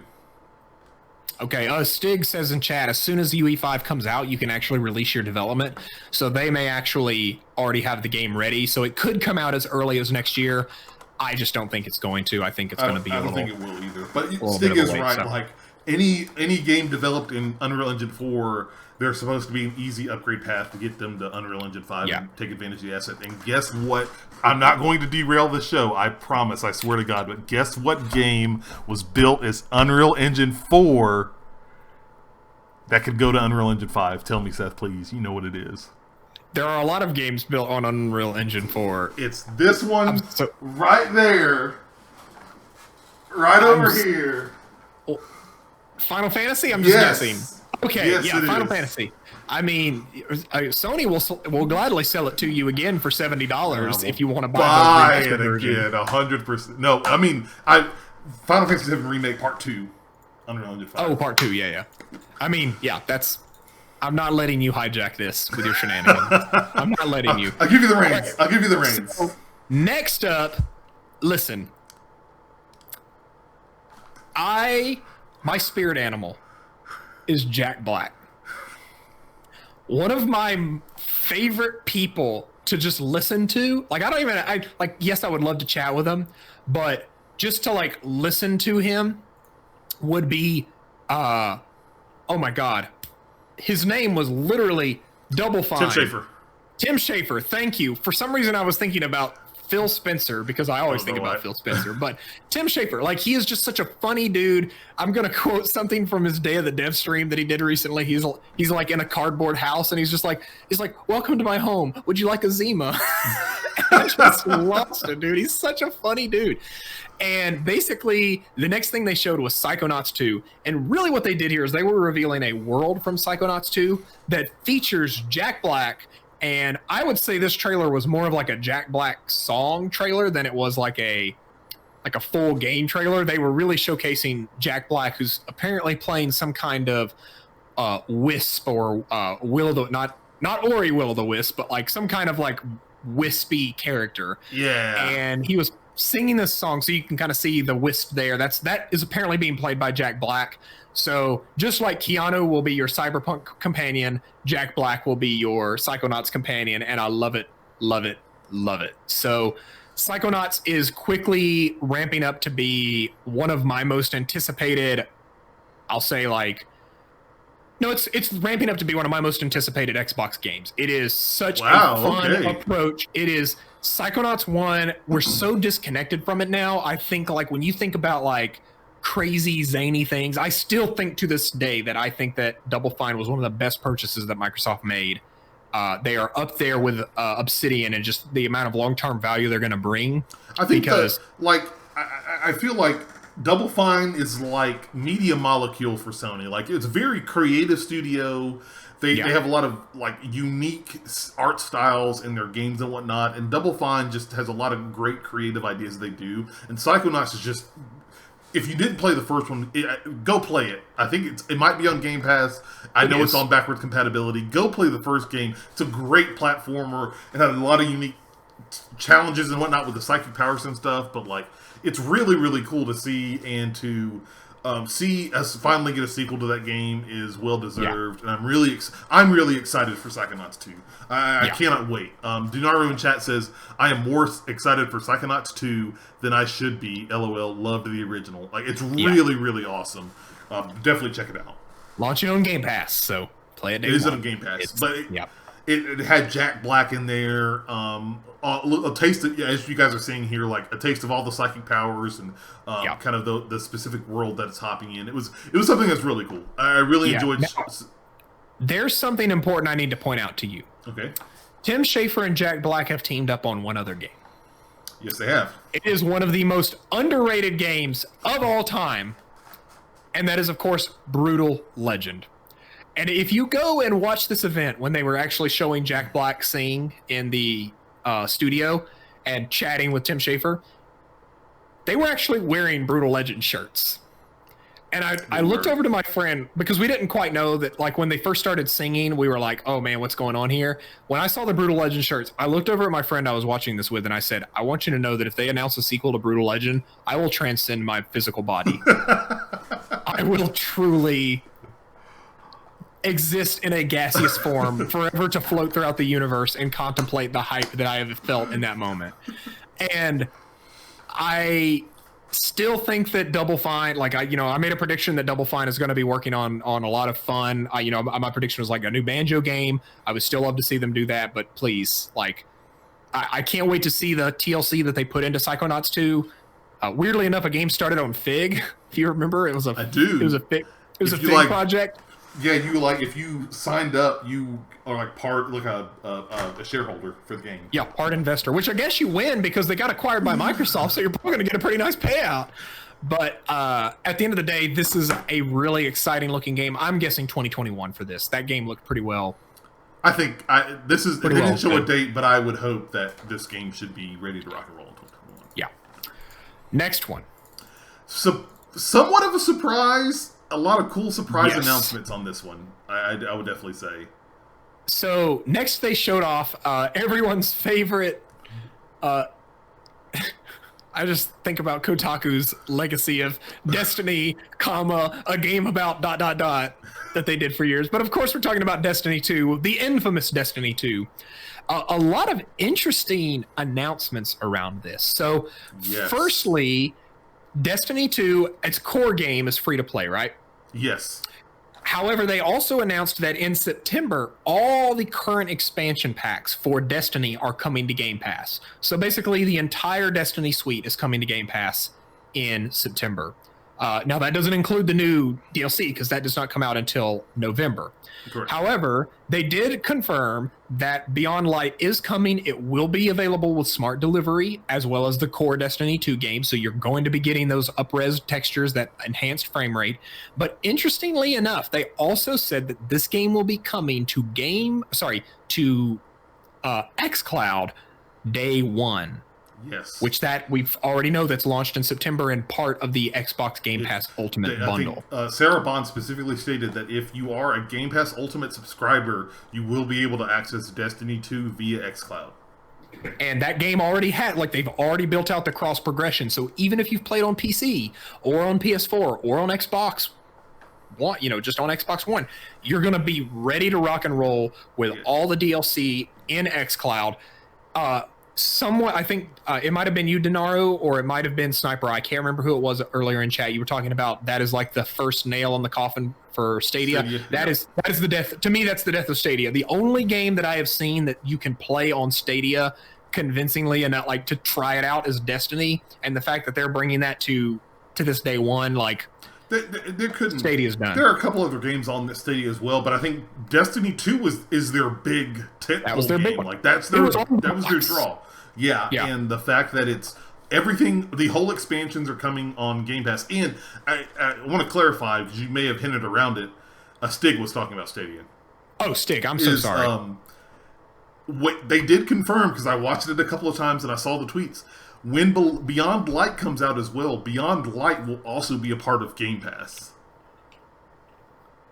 So really? Yes, you don't have to buy, when Beyond Light comes out on November 10th, it is part of Destiny 2 for Game Pass, so you do not have to buy the expansion again. As long as you're an Xbox Game Pass member, you get the whole friggin' game in Game Pass. So that is a big deal. Including the standard edition of the upcoming Beyond. I'm reading from the Xbox Wire now, so it comes with the standard edition of the game. So it how dare you wish me? We're doing our best here, Stig. But it's that again, more of a twist of the knife there, and could spell some trouble for Stadia, especially as we get closer to the console launch and Xbox. I mean, they've already said that xCloud, any game on Game Pass is available on xCloud. That's gonna be tough. That means that right out of the gate. Correct me if I'm wrong. If you, however many games Stadia has, right out of the gate, xCloud could have more games than Stadia. Oh, by a tenfold. I think last I checked was a couple of months ago, and Game Pass had well over 200 games in just console Game Pass. And if all those come to xCloud, then yeah, Stadia's maybe at 40 at best. I know they said 100 by the end of this year. So, JMO just popped in. We're talking about the Destiny 2 updates. Yeah. They talked about the Xbox showcase today. Yeah, and honestly, Cameron, this is really exciting and interesting. I expect to see some more stuff like this, where we're looking at games that are really popular right now. We already know Fortnite is getting smart delivery. I'm looking at Rainbow Six Siege. I'm looking at those games that are still really popular today. Apex Legends will also, I think, eventually be getting the smart delivery treatment, right? That is such an exciting part of this, is that with smart delivery and Series X, as people are getting these new consoles, yes, they're going to be able to enjoy these new games, but also their existing games are going to come up with them in really cool and interesting ways. So Destiny 2 coming to Game Pass, huge deal. xCloud support, even better. So very, very big deal. That's pretty neat. Now, the next game, Cameron, is Stalker 2. Yes. And have you ever played Stalker before? Is that a game that you have any nostalgia for? I have not played Stalker at all. Okay, because it is a game I really don't know much about. I always got the impression that it was one of those games kind of in the Metro light of, it didn't really find an audience on consoles, but on PC it has a really strong cult following as being a really interesting hybrid of a horror game and a shooter. But apparently they announced the sequel is coming to Xbox, Stalker 2, as an Xbox Game Pass game. This is, and you can see from the footage if you're watching via video right now, very dark, very kind of sinister tone to it, post-apocalyptic world. Not post-apocalyptic, so don't think Don't think Horizon here, but it's yeah, bad. We have to clarify that. Yeah, not post-apocalyptic. So, Sniper Eye in chat says they're beyond curious to see more. You love the Metro games, and it seems like a modern-day Metro story-style game. I would expect that to be pretty close. I know Metro has got a very, Russian approach to how it tells that post-apocalyptic story. And so this is, honestly, if they can make something that's not quite vodka and mushka, Das vidanya, comrade. Hey. Like if you can make something that's like, oh, let's explore, what this post-apocalyptic horror game looks like in a different part of the world. Like, this seems really interesting. Very spooky. Very Stalker spooky. 2? Yes, Stalker 2 pops up. All right, this next one, Cameron. Sniper Eye says they had an American Marine in the group. Yeah, there you go. So the next game that they showed off, I want to tell you a story about my time with Warhammer Vermintide. And this is going to get into a pretty hot discussion. I don't know how many Warhammer fans we've got in chat, but I'm going to hit you with a hot take. So when I was playing Warhammer Vermintide 1 and 2, I said to myself, man, this is really cool. I love this like Left 4 Dead and the Warhammer universe. There's only one thing I wish they would do. I wish that this was in 40K, because I think 40K is way cooler. Guess what? And they announced it as Warhammer 40K Dark Tide, which was revealed as a 2021 release in Xbox Game Pass. Cameron, what are you thinking about this? Do you have any experience with this franchise? I do not have experience with anything in the Warhammer franchise, but this looked really cool. I remember watching this in our server, and I was like, okay, this looks 4-player co-op. And I think Will popped up immediately and said, oh, that's a chainsaw blade. I want to play the guy with the chainsaw sword. Like, give it to me right now. And it looks really cool. Like, Vermintide looked cool, but I think I'm inclined to agree with you. The sci-fi aspect with 40K might be way more interesting to play with than the older school Warhammer style play. The reading here from the Xbox Wire here, from the developers of the multi-million award-winning co-op franchise Vermintide, Warhammer 40K Dark Tide is a new 4-player co-op game set in Hive Tertium. Fight together with your friends against hordes of enemies in this new Warhammer 40K adventure. And they actually have a full Warhammer post as well that you can check out.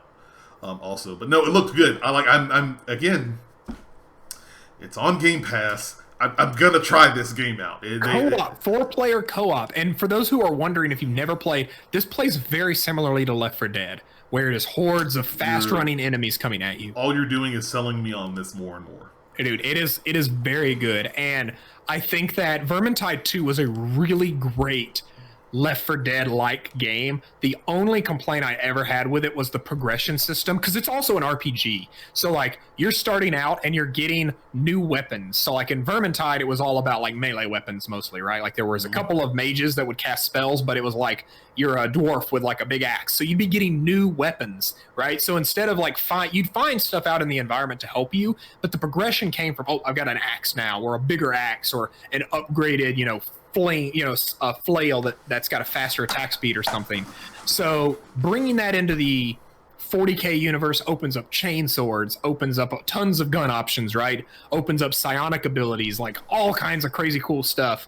I cannot wait to co-op this with you. This will be a Rocket Punch co-op stream. Yes. Dinaru in chat says, oh God. Dinaru in chat says, I have a friend who will be hyped for this. Sniper Right also in chat says, this seems like a possible horror FPS set in the Warhammer 40K universe. The Tertian is a ship, a very large ship.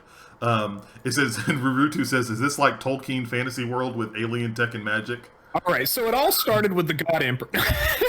No. And for people who don't know, Warhammer 40K, I remember, Seth, you explaining to me about the God Emperor. Please educate people who don't know about the God Emperor. I'm going to tell you Star Wars versus Star Trek. Everyone loves to come, oh man, warp speed is way better than light speed. Light speed like pushes the vehicle at light speed, whereas warp speed like bends reality, or oh, which one's better? No, in Warhammer 40K, light speed is literally this dude who is such a strong psychic that humanity was like, we got to put him in a tube so he doesn't die. So he's like on this golden throne and he can't die, but he's also like a floating brain in a jar. He's called the God Emperor, right? And the way that light speed works in this galaxy is he literally grabs the ship with his brain and slings it through space. All right, this dude is insane. 40K is insane, and they're all like, humanity is this huge like creepy dark like, you have to worship the God Emperor or we will purge your planet from existence, like that kind of thing. And the enemy is the Chaos, which is basically like space demons, so thinking a little bit of Doom here. And it's not like imagine Doom, but let's say Doom happened on Earth, right? The first demon pops out of the portal. Well, the minute the demon pops out of the portal, 8,000 ships come out of what I'm going to now call Space Emperor mind space, right? And they just come out of orbit and then bombard the planet to obliterate all organic life to make sure that one little demon doesn't spread to anything else. Sniper Ryan chat lets everyone know, purge the heretics for the God Emperor. The heretics for the God Emperor. 40K is wild. Yeah, humans are the Protoss. That's a great way to put it. And the thing about 40K is, and I think this is true of a lot of like sci-fi versus fantasy, like with fantasy, you're kind of tied to like the elf and dwarf and, mage and warrior tropes. Whereas with 40K, it gets really crazy out there. There's like psionic abilities. There's, humans, there's Eldar, which are these kind of Protoss-like things. There's of course the Chaos. There's just tons of different species and races in this galaxy. And so a Vermintide game that is set in that universe is going to be chef's kiss. Good to go. Game Pass day one. I'm gonna get that tattooed on me. Game Pass day one. I love it. Another thing you should love if you were especially a puzzle game fan for Tetris, Tetris Effect. Cannot talk. Tetris Effect Connected also got announced next up. Very cool, very awesome trailer. Apparently, a lot of the people that were featured in here are Xbox employees that they got put for like them playing around. I remember Phil Spencer put up a tweet about this specific trailer. But this is a really cool trailer. The music was great. I was like, this is. I want that Tetris jacket, and then we kept playing. I'm like, oh no, wait, this is Tetris. Oh my god, this is cool. Yeah. Seth, what did you think about this? I thought it was really interesting when they started to make the Windows shape. I was like, wait, what is this? Is this? First I thought it might have been the xCloud reveal because it kind of looked like gamers playing anywhere. But the Tetris Effect is a game I have not had a chance to play. I didn't really have a chance to play it on PS4. I know it came to Epic Game Store. And it was a huge sensation last year. This, they kind of marketed as having an enhanced single player, so my guess is like extra levels. And then also they're adding multiplayer, which was the biggest complaint about Tetris Effect. And also, for me, was one of the big reasons that I didn't really want to invest in it, because I knew that I'd get bored playing Tetris by myself all the time. But now that it has multiplayer, this is the definitive version of Tetris Effect. And it is coming to Xbox Game Pass day one. Like so exciting. Yeah. So exciting. Do they give I can't wait. Was there a specific date for this? 2020, it's coming out this year. We just don't know when. I did play Tetris. So Rutu asked, did I play Tetris 99? I did play Tetris 99. It was very fun, but it didn't quite match that. Like, I want to sit on a couch with 1, 2, 3 other friends and like play like Tetris battle, right? Like that's basically what I want to do is like battle my friends. I don't want to necessarily do a battle royale, but I digress. I'm excited for Tetris Effect. I'm excited to play it. Now, the next game in the list, Seth, I want to ask you. You know me pretty well. Mm-hmm. What do you think my thoughts are on this next game? So the next game we're talking about is The Gunk. Yes.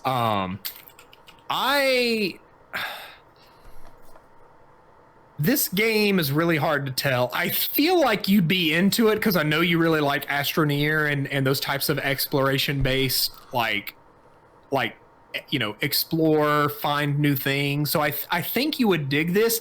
I just don't know if this style is you. 100% is. This is my okay, game. This is 100% a Cameron game. This gave me vibes of the game from the PlayStation conference. Devils, something Little Devils. Oh no, I think it was called Little Devils.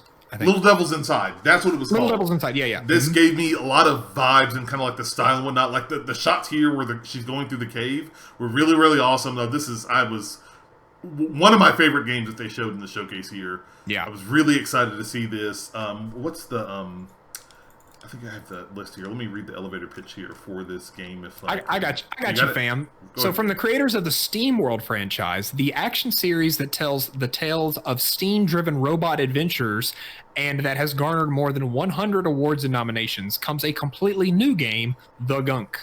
Embark on an all-new adventure in a vast and exotic world where you'll encounter terrifying enemies and challenging puzzles on your quest to unravel the mystery of a forgotten planet while saving it in the process. And they do have a full blog post on The Gunk that you can review at the Xbox Wire. So looks like a blog post from the CEO of Thunderful Group, which is the creator. Very cool, very cool. Like the Gunk looked super awesome. That is definitely going to be that's one of those small indie games that's on my must play list. Very akin to Little Devils Inside, Below, and a lot of other games that have been showing up lately. Like it looks really, really cool to me. I'm really excited to kind of get my teeth into that. Yeah. Again, Game Pass day one, dude. Sniper Ryan Chet says, "Can I just point out this was probably named by a Southerner?" The Ruchi says the name makes it feel like a game for 10-year-olds. Yes, it does. Yeah, so we got a lot of gunk in here. What do you think we should call it? We should call it The Gunk. But it's simple and it's to the point. You know what it is. Like you know what it's about. The gunk. It's about the gunk. The next game up on the list after the gunk was a game. I will be honest. I wasn't sure about this game. I think when we talked about this in the May showcase, I was like, I got to see more. They showed us more. You saw more, yeah. And I'm very happy that they did show us a whole lot more with this game. This game is The Medium. Seth, what did you think about this game? So I like spooky things, but as I get older, I'm beginning to kind of distance myself from them. So, I didn't give Blair Witch a shot because Blair Witch was one of those films that really, messed me up as a kid. I can't quite explain why, but I think it's because, I lived near woods when I was younger, so it just kind of got to me in a weird way. It always helped me to disassociate the things I don't live anywhere near Camp Crystal Lake, so Jason can't get me, right? And so Blair Witch kind of made it real for me. So when that game came out, I really didn't play it that well. The Medium it's going to be okay because it takes place in a communist resort. So I don't live anywhere near a communist resort. Okay, so I'll be able to jump in and play it. But I really this is the game that made me feel like this is the first thing I've seen that looks very truly next gen. They are rendering two worlds simultaneously in this game. So there's the present or the real world, and then basically the psychic world, right? And it seems to kind of have that Silent Hill vibe where the psychic world is where a lot of the fucked up shit happens. Yeah. And the real world is where you're solving the puzzle of what happened. It gave me a feel of if you the John Constantine movie with Keanu Reeves, where he flips between hell and back and forth. Very much that. And the game, for a game example, I think most represents what I'm expecting here is that mission from Dishonored 2, where you are flipping between two times, right? You're flipping from the ruins that it is back to when it was an active building. And I'm not going to tell too much about it because if you want to go play that game is also on Game Pass, so check it out. Very good stealth action game. But that is what I expect for the whole of this game. Yeah, so Sniper Ryan and Rutu both in chat are saying the Medium I feel is very Silent Hill-like, definitely on the same level, and that's the same vibes that I got from it. From the Xbox Wire blog here, discover a dark mystery only a medium can solve. Travel to an old communist resort and use your unique psychic abilities to uncover its disturbing secrets. Solve dual reality puzzles and survive encounters with sinister spirits and explore two realities at the same time.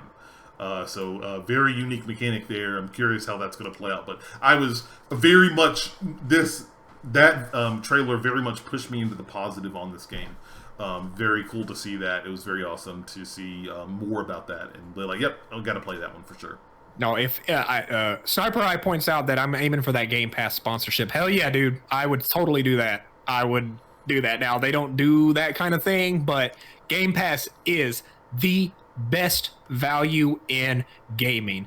And it is going to be very interesting once games start costing $70, which is basically happening, how many more people are going to start looking at Game Pass. You don't quite understand that when Netflix first came around with streaming, right? Like streaming, remember, was their side thing that they did.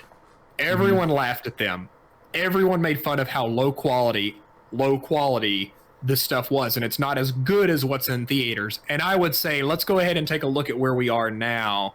And that while, yes, I'm not saying that like Stranger Things is better than something on HBO, when you look at the value as a whole, it really starts to erode people's desire to go out and spend $70 on one experience when I can take that and spread it out over 4 months of many great experiences. But I digress. That's a strategy thing. We're not talking about that now. So,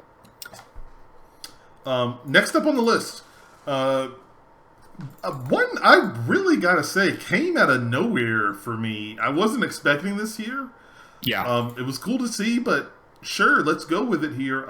New Genesis Phantasy Star Online 2 is out. Do they have anything on the blog post about this? I'm curious to know. Let me check real quick. Like the thing that I can tell you is Phantasy Star Online 2 has been out for a very long time in Japan. And it looks like it has. Like, it looks like an older game. It's out now. So, I mean, you can play it on Xbox and PC. It's out right now, yeah. So, the title, when you go to the splash pages, it will surpass Phantasy Star Online 2 in every way. Boom. So that's what they're going for. Wow, okay. It's well-known for its unparalleled character customization and battle action, which captivated the world. And they're talking about PSO2. We are announcing the newest entry to the Phantasy Star Online 2 universe called Phantasy Star Online 2 New Genesis, coming in 2021. And basically my impression of this is it is a new world environment that has been built for next gen. So it is it is coming to Xbox One as well. So it is going to come to Xbox One and Windows PC. So this will be basically it looks like if Phantasy Star Online 2 were to come out this year, what you would expect an MMO to look like in 2020 versus 2015, which is when it originally came out. Yeah. Well, yeah, the original game is from 20 years ago, but like PSO2 is, I think, anywhere between 5 and 10 years old. Yeah. It's between 5 and 10 years old. I remember the original game. I love playing it on the Dreamcast. And it's a JRPG. Like, it is a 100%. JRPG MMO. Like, you can see from the gameplay here.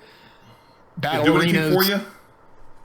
I played a little bit of PSO2. I would really like to try it again, but this is like any MMO, you have to play with friends, and so I'd have to get some folks to go with me. But I don't know. It's going to be hard to get me into it, honestly. I just don't know that it's got it. I kind of agree. Yeah, man, I tried a little bit, and I just could not. It could not pull me. To be very honest, it could not pull me in. All right. We're getting near the end of the games, I swear. Yep. We've got 2 more left, and then we actually have to talk about the pre-show, too. So next up is a game that I finally got to see what the hell this is. Crossfire X, which apparently it's big in the eastern part of the world here. Crossfire X, they had a gameplay trailer here. Very Call of Duty. Like, if you had not said anything, I could have said, "Oh, is this the new Call of Duty?" Like, because of my first instinct to say. Sniper Ryan Chat says, "Let me just say, this game I'm now beyond excited for. The single player looks amazing." Yeah, this is the single player campaign. Seth, what did this do for you? Again, I'm going to say, so one thing to point out about this is the single player game is not on Game Pass. This is going to be a separate purchase. The game Crossfire X is coming to Game Pass, but it's also free to play, so it's not really like, it doesn't really make that big of a difference. However, I am very intrigued by this.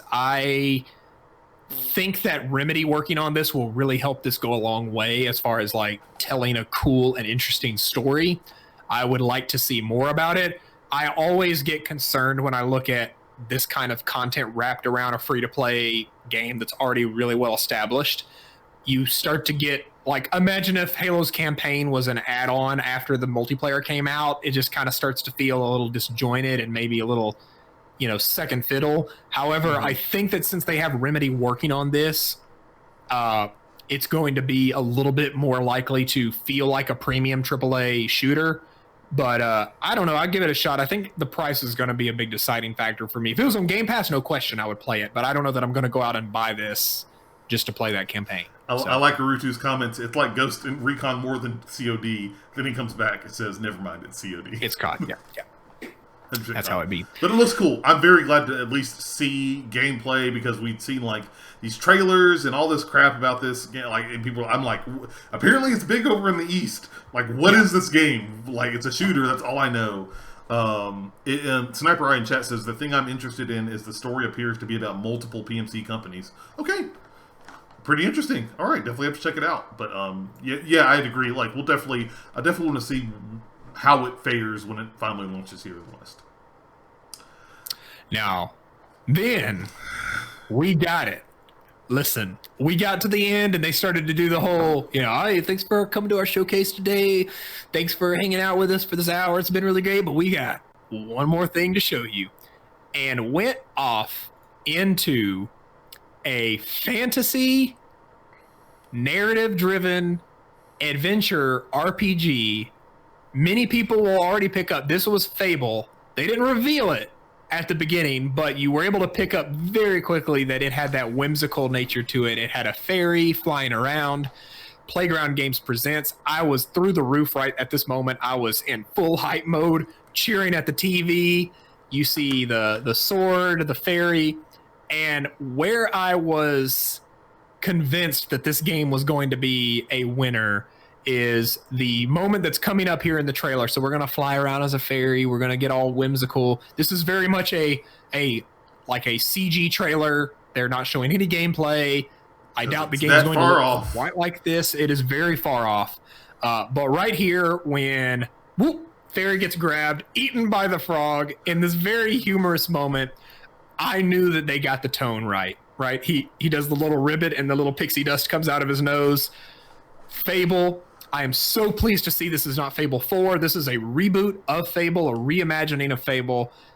Cameron, I will go ahead and circle back around to one of the previous games that we talked about. We were talking about Avowed and how I think that is going to be a killer app. Fable will be another killer app that will define the Xbox this generation. Super important. I will agree. What did you think? Tell me what you thought. We were talking in the server, and they were everybody, almost everyone in there was like, they've got to show Halo first. And I was like, if they show Halo first, then that's good because that means that they have to have a big gun at the back end. And it's got to be Fable. And so I kind of feel like once they showed Halo at the start, I'm like, okay, it's got to be Fable. Like it can't be anything else, right? Like it's got to be Fable. Very cool. I was thinking about this. I like my Fable time. I played a lot of 2. I didn't maybe played a good bit of 1. I don't remember if I played a lot of Fable 3, but I remember my time with it was a whole lot of fun and really great. And especially like a great exposure to other different types of RPGs besides Final Fantasy. So I am really excited to get a chance to play this again. Like this is a far off game. Don't have a problem with it. I'm really excited to play this, but I think like I wasn't like super hype Gatorade moment because I feel like again, as soon as Halo was shown, I'm like, okay, next one's it's got to be Fable. Can't be anything else. It's got to be Fable at the end. Bullet point. I'm glad they confirmed it. It looks like they're getting the humor right, and I just can't wait to see more on this.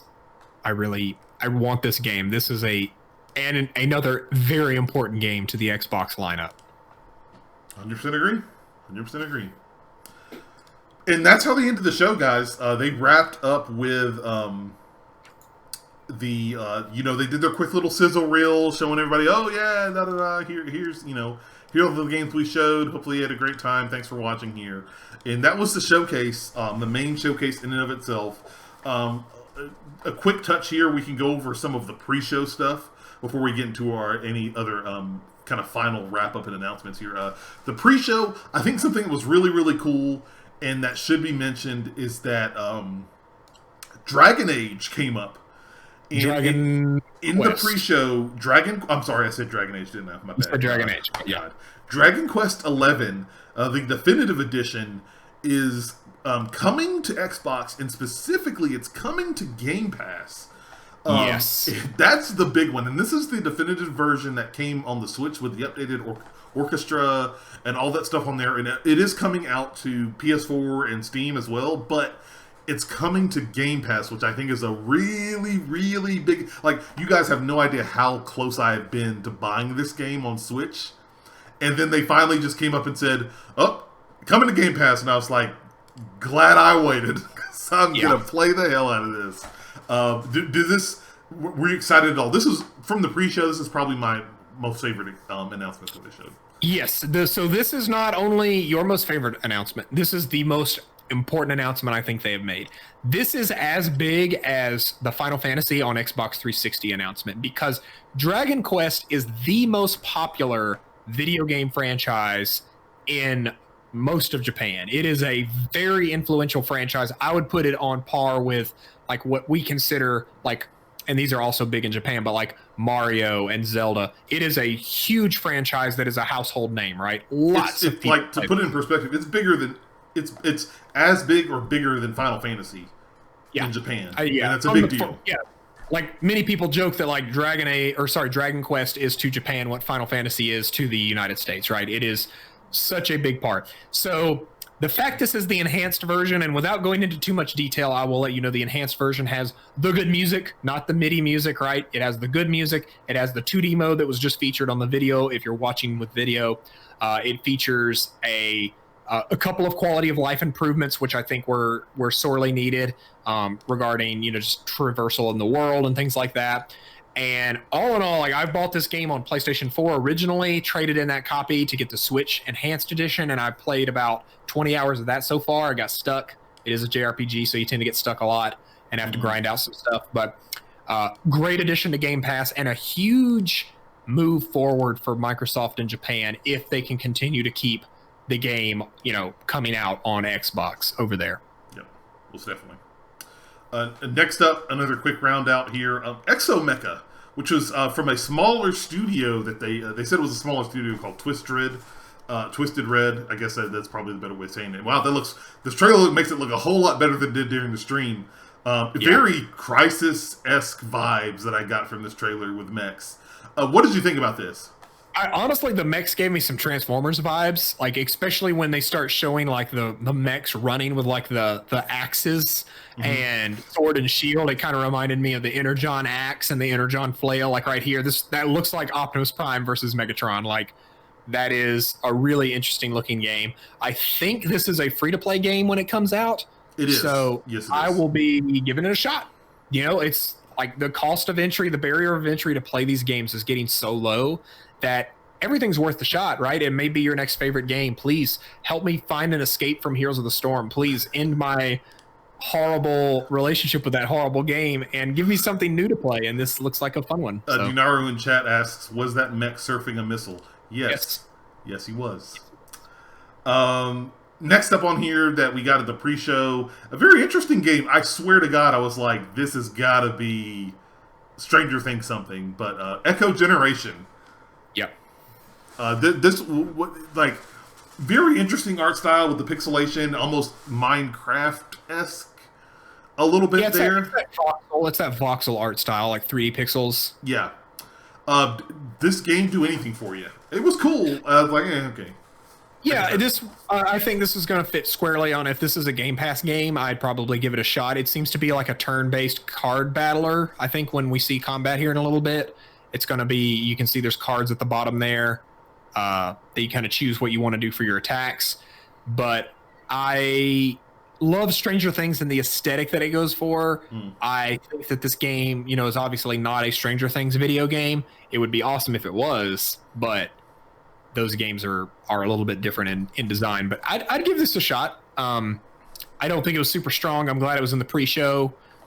But it looks interesting to me, and it says optimized for Series X, so definitely interesting. Two more games. One which is pretty quick. Well, it's one I don't think I actually mentioned, but they showed a trailer for Watch Dogs Legion. We got Hello Neighbor 2, which was a very spooky and eerie trailer that we got here for this game. Have you ever played the first one? I did play the first one. The Hello Neighbors is a very weird game. It kind of did that Undertale thing, and I'm not comparing it to Undertale, but like its fandom was way bigger than you thought, right? Mm-hmm. And there were a lot of people who got really into this game, especially like younger kids. Like I went to PAX when they were showing this off, and a lot of the people who were lining up to play were a little younger. So I think that's where a big appeal of this. So this game looks like a little bit more mature version of that, which makes sense because those players that were playing this back in 2016, 2017 have grown up now, right? So they're probably in those like teenager years. So this one's going to be a little bit more, on par with what they're expecting. But yeah, like the mask looks creepier, the house looks creepier, everything just looks creepier about this game. And the fact that it's a full-blown sequel, they've done so many spinoffs, it's nice to see them do a proper sequel. Yeah, I'd agree. There's been a lot of spin-offs and expansions to the game, so it is nice to actually kind of see them get to, like, here's the 2. Put a 2 on the box. There we go. We got some new stuff to show you. And the last game I definitely wanted to touch on in the pre-show, Matt, I will say, watching the pre-show, Matt Pat from Game Theorists hyped this game up, and I'm not sure where he was coming from, but to each his own. Balan Wonderworld is the game I'm talking about here. So this apparently has the creator from the game Knights, if you're old enough to remember that game back years ago. Apparently he's with Square Enix, and Square Enix is helping to make and publish this quirky little game where let me see if I can actually read a post here about this game. Because this was also featured on the Xbox article. Yeah, I think a couple. Where you want me to read it for you? I got it. Please, if you got it, read it. All right. So, welcome to a wondrous all-action show, the likes of which have never been seen before. Ballin' Wonderworld is a wondrous action platformer game themed around the Ballin Theater. Led by the energetic maestro named Ballin, this stars the show of Emma and Leo will use their special abilities from a multitude of characterful costumes as they adventure in the bizarre and imaginary land of Wonderworld.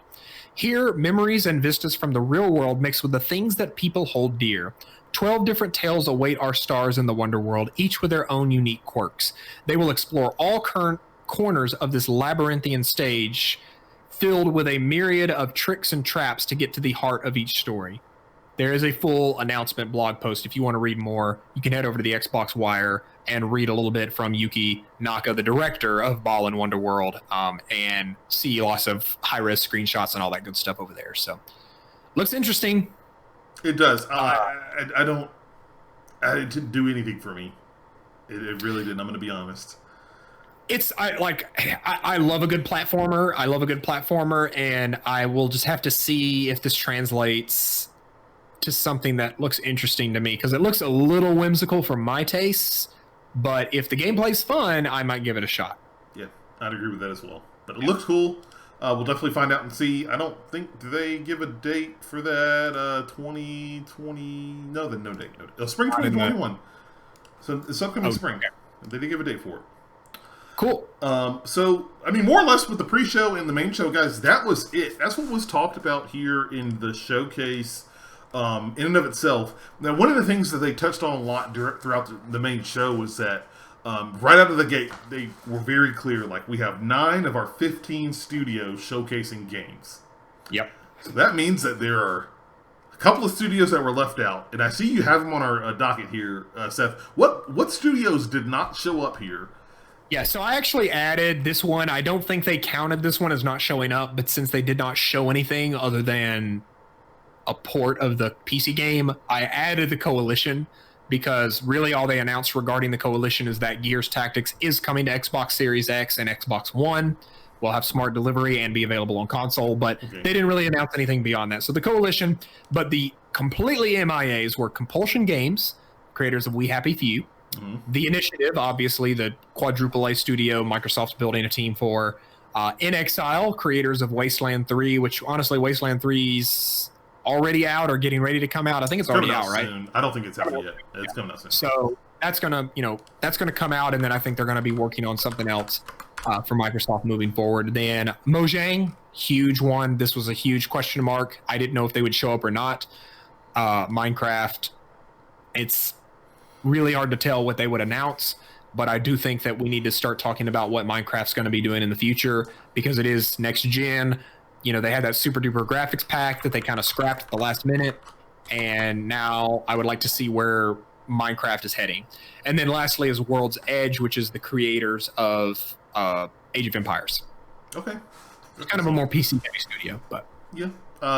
You think we have a chance of seeing those guys maybe in August, in the rumored August event, or September, maybe before? Yes, I believe Compulsion Games and Mojang will probably be there, as well as World's Edge. I think we need to find a date for Age of Empires 4. That's still, they announced that last year, and that is still kind of pending. They just finished remastering 2. I don't know that they're going to do a full 3 remaster, because they're going to focus on 4 now, but 2 is the one that a lot of people remember with reverence. So it is time to see what that future holds for Age of Empires. I think those will 3 be locks for the August event. Okay, very good. Or the event later this year. I'm saying August event, but yeah, whatever the next event is before the release of the console, because I'm sure there's going to be like 1 or 2 more. But no, that was it. That was the showcase in and of itself, kind of our impressions and whatnot. Like, so, Seth, going back through those games, what other points do we have to talk about here? Because I've got a few. I said this at the top of the show. I think this was one of... I'm so sorry, my throat's getting a little raspy. I think this is one of Xbox's strongest shows in a long time. They showed a really impressive breadth of content here, but the best quote, I was like, Seth, you got to have a tweetable statement for this. And I actually think that one of the journals from Polygon summarized this really well, and I'm going to actually pull out my phone because I saved it because it was that good of a quote. And I look at what Microsoft's doing. This was from Chris Plaint of Polygon, said, "I'm mildly excited about the newly announced Xbox games. I'm extremely excited that I can try all of them for a few bucks a month on nearly every piece of hardware in my home." That is truly what is happening here. I think last time we did Console Wars, we talked a little bit about cost of gaming, right? And like I did the math, you know, if you balanced out the price of all those Sony games to about $40 a game, it came out to be like 6.5 years of Game Pass, right? Just to buy the 27 games they announced at the PS5 launch event, right? Or the launch announcement. So like that in and of itself, like when it comes to value long term, I think that Xbox is showing Game Pass is the clear winner. And if prices go up for gaming in next generation, that's going to even widen that gap. Now, is it going to replace those kinds of experiences you get in, PlayStation and with Nintendo? Definitely not. But what it's going to do is it's going to put Sony and Nintendo in the same positions that theaters are in, where they have to continuously provide quality content to keep people coming in and paying you think about $12 to $13 just for one movie, for 2 hours of entertainment, whereas that's how much an entire month of entertainment costs on Netflix, right? So now they're about to enter this war that, and COVID aside, like theaters were already in kind of a strange position. COVID has completely annihilated them, completely destroyed. Like AMC might not survive this, right? So there's a lot of those same similarities I'm starting to see between Sony and Microsoft. So what this show showed me is that Microsoft is correct. They are no longer interested in competing with Sony to make a box that has better games than they have, right? They are interested in making a box that is a better value than what the competitor has. And I think that they are starting to lay the groundwork for that with some awesome and a large variety of games. So what about you? What did you think? I enjoyed the conference very much. I agree. They had a nice varied amount of games. I'm like, you talk Halo Infinite, State of Decay 3, Ori, the new games like Grounded and Avowed, Psychonauts 2, and the Gunk and the Medium, like a very nice variety of these games here. Again, going back, as I said I would talk about it near the end of the show, it still concerns me a little bit about what the slate looks like for them in the next year. Because other than Halo Infinite, we really don't have, not even like games within a general window of a couple of months after that. Yeah. There's a couple of games we're guessing and assuming that Psychonauts 2 is going to come out next year. But like a lot of their bigger, larger tentpole games, like State of Decay 3, Forza Motorsport, Everwild, from their studios, have no dates attached to them. They also don't have... I think even the dates I'm not too concerned about. Look, I got plenty of shit to play. Like Seth, you know that. Everybody listening knows that.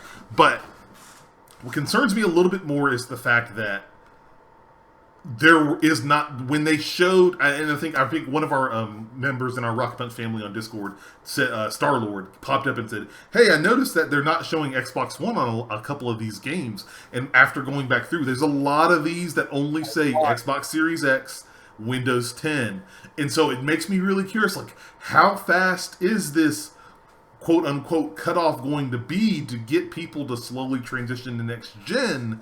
Or are these games, a lot of these games that we're really excited for, are these further off than we think?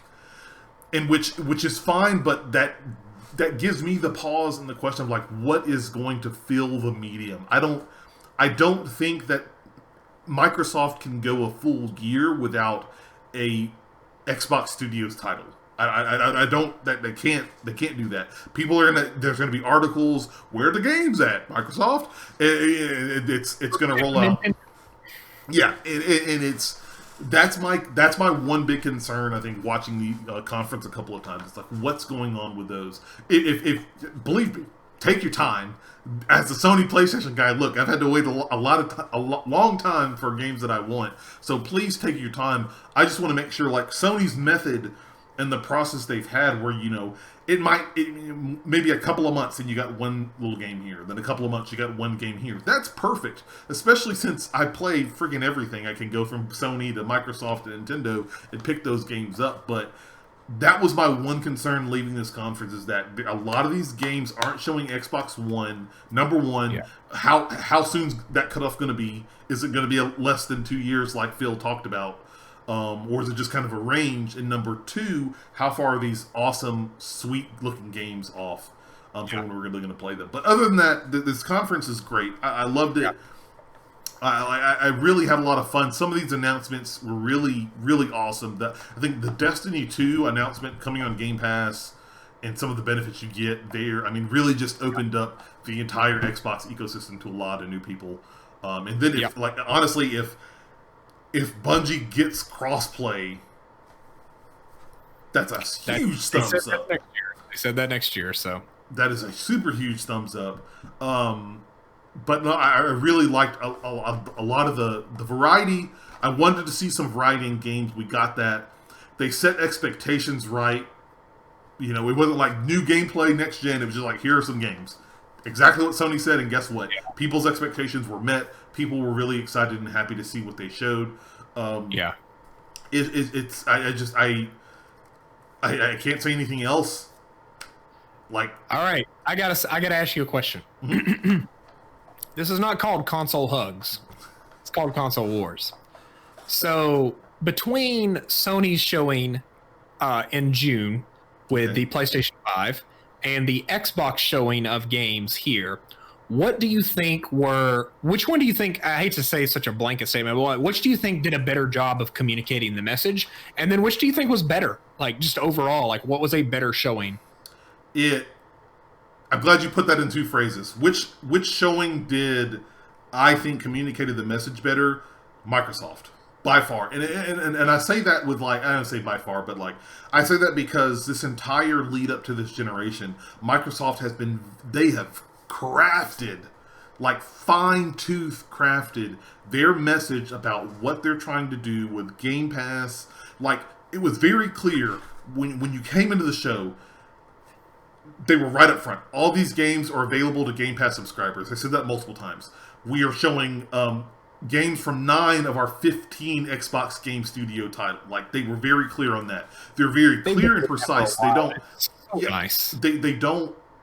They do a very good job for the most part of not leaving anything to chance or to guess. They're very clear, telling you what you have to know. Like, I'm very glad that they finally stopped saying just blanket exclusive and just console launch exclusive. Thank you. Like, I remember a couple of E3s ago that was a very big, like, confusing, contentious point.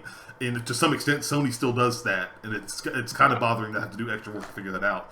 Like, but it, like, again, like I said, conveying their message. The message that Xbox talked about in this showcase is Game Pass. They want you on Game Pass, whether you have get an Xbox Series X, whether you have an Xbox One, whether you have a PC. They want you on Game Pass, and like I said, this really convinced me that they're not trying to push you as hard into getting the box. They want you to get the box, but they want you to sign up for Game Pass more. Yeah. Who had the better showcase overall?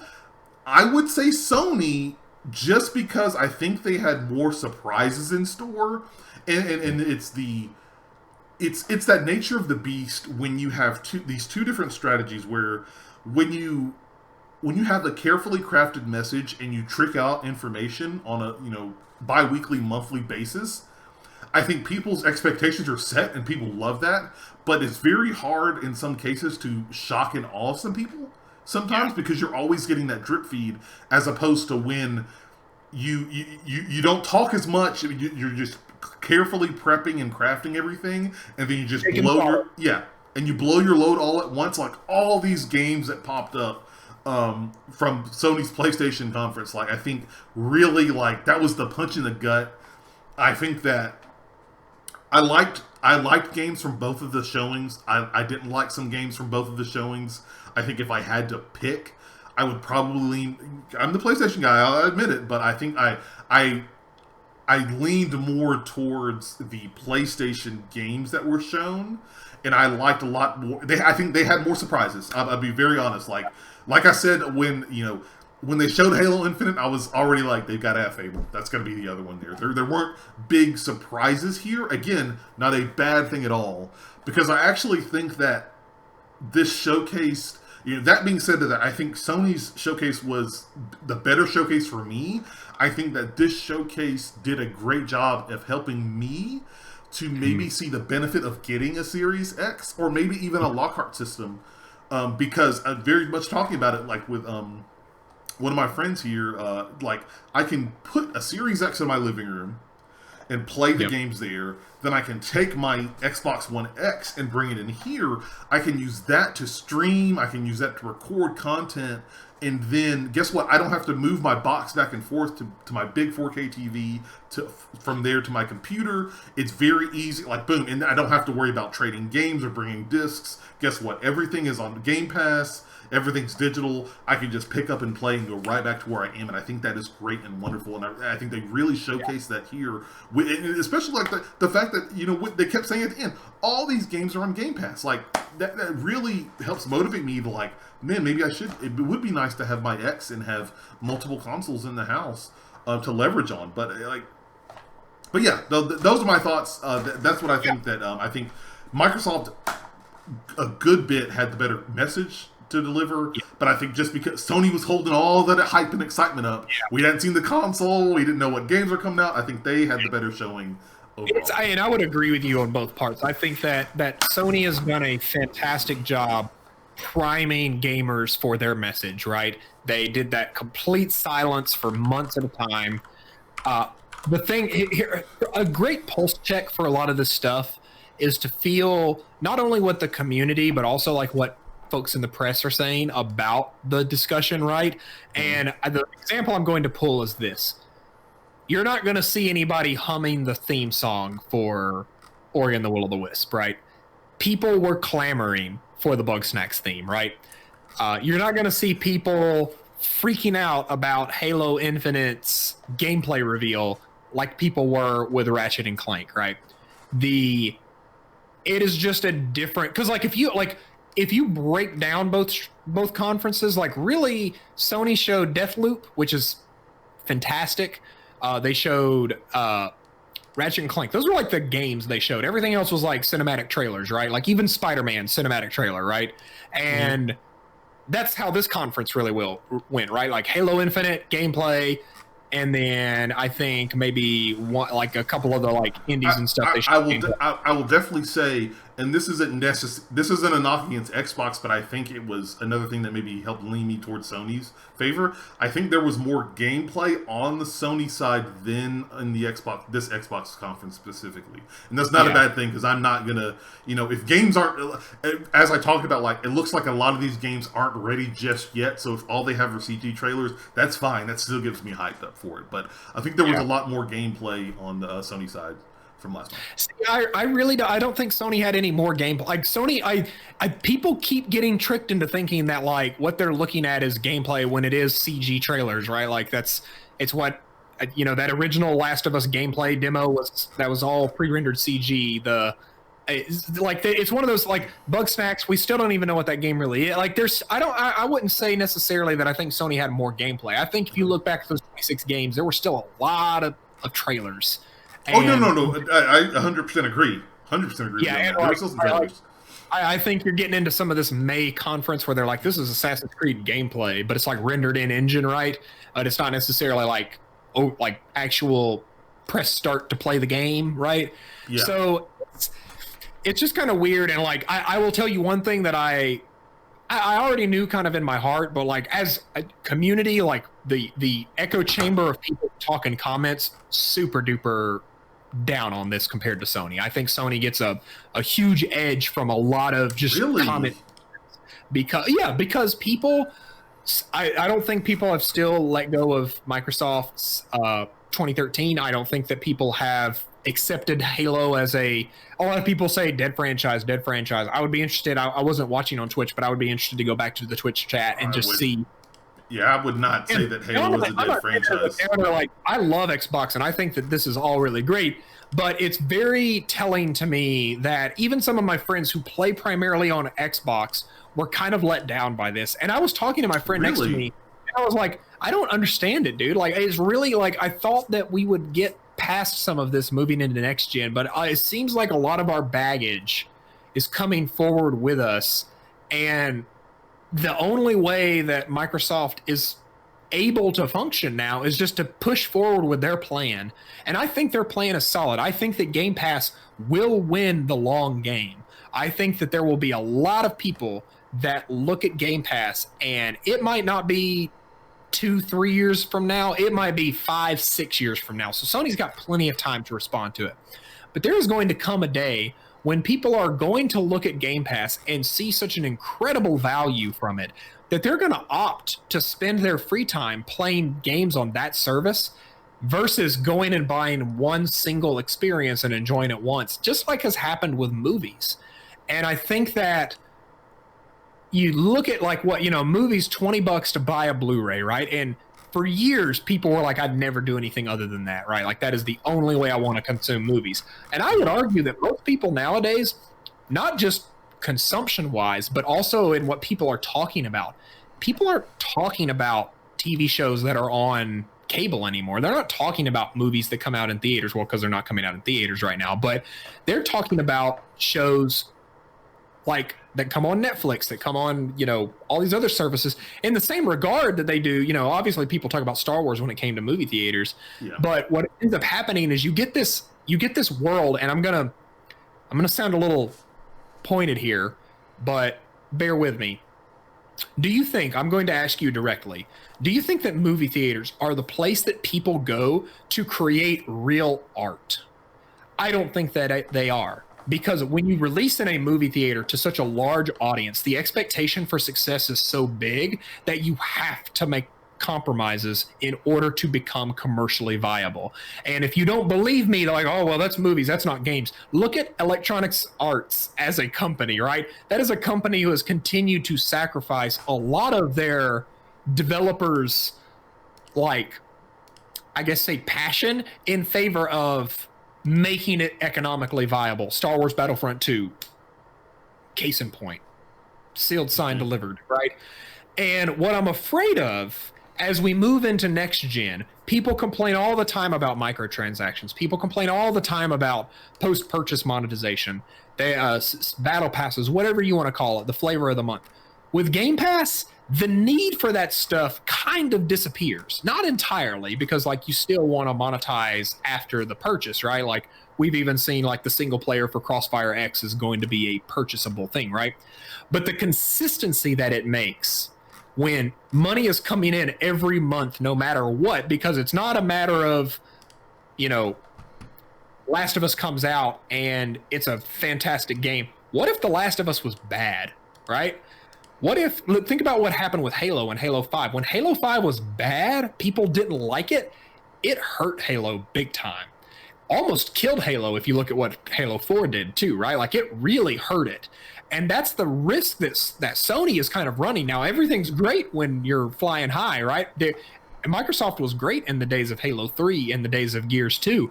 Everything looked great. But then things started to run out of steam, right? And now they're paying for that, I think, retroactively because they didn't innovate early enough. Sony is facing a weirdly similar situation. People are really excited about God of War 2. People are really excited about Horizon Forbidden West, right? These games are really great. Are they going to be as excited about these games in 7 to 10 years? We're not really sure. It's impossible to tell.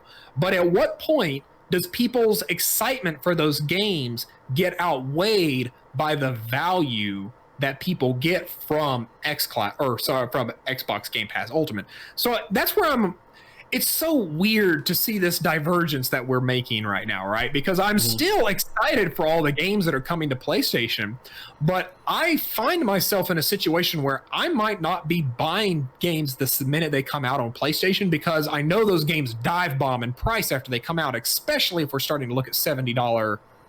Well, especially the big one is like if they sell very well, then there's more incentive to like, okay, we've more than recouped our costs on the game. Let's drop the price a little bit down to get more people into there. You know, let's offer a $15 off this for the next week or something like that. And that's kind of, I'm not a business person. I don't have a business degree, but I would guess that would be the best way to attack that. Yeah, and it's at a certain point, the graph gets to a certain point, and you want to bump it back up, right? And so my takeaway from all of this is like, it's so weird and interesting to see where we are, and it's impossible to predict the future. But I can tell you this, that if you look at how things were in 2013, with the way that games as an industry worked, right? The idea that we were even talking about always online DRM, right? And Sony did a great job of counter messaging after Xbox fumbled, right? They did a great job with that. We're not talking about that.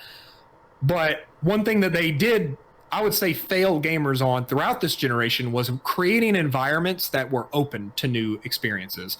They wanted you to play on PlayStation with their rules and their guidelines. They want, and I gripe about this, they want you to pay for what is considered basic free functionality. And I'm really interested to see if Xbox Live Gold becomes free. Man, that is going to be...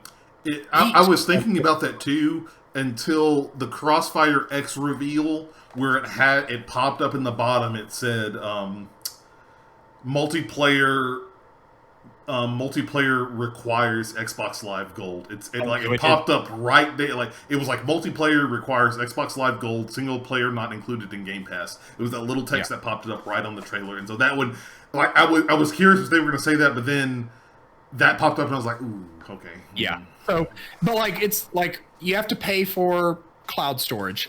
You can only automatically sync your cloud saves on one device. Like there's just a lot of weird stuff that I really wish Sony would like get up with the times. And now they've done a great job of playing catch up with, I think they were kind of drug kicking and screaming into crossplay. I think Fortnite really beat them into submission on that one. I would agree with you on that one.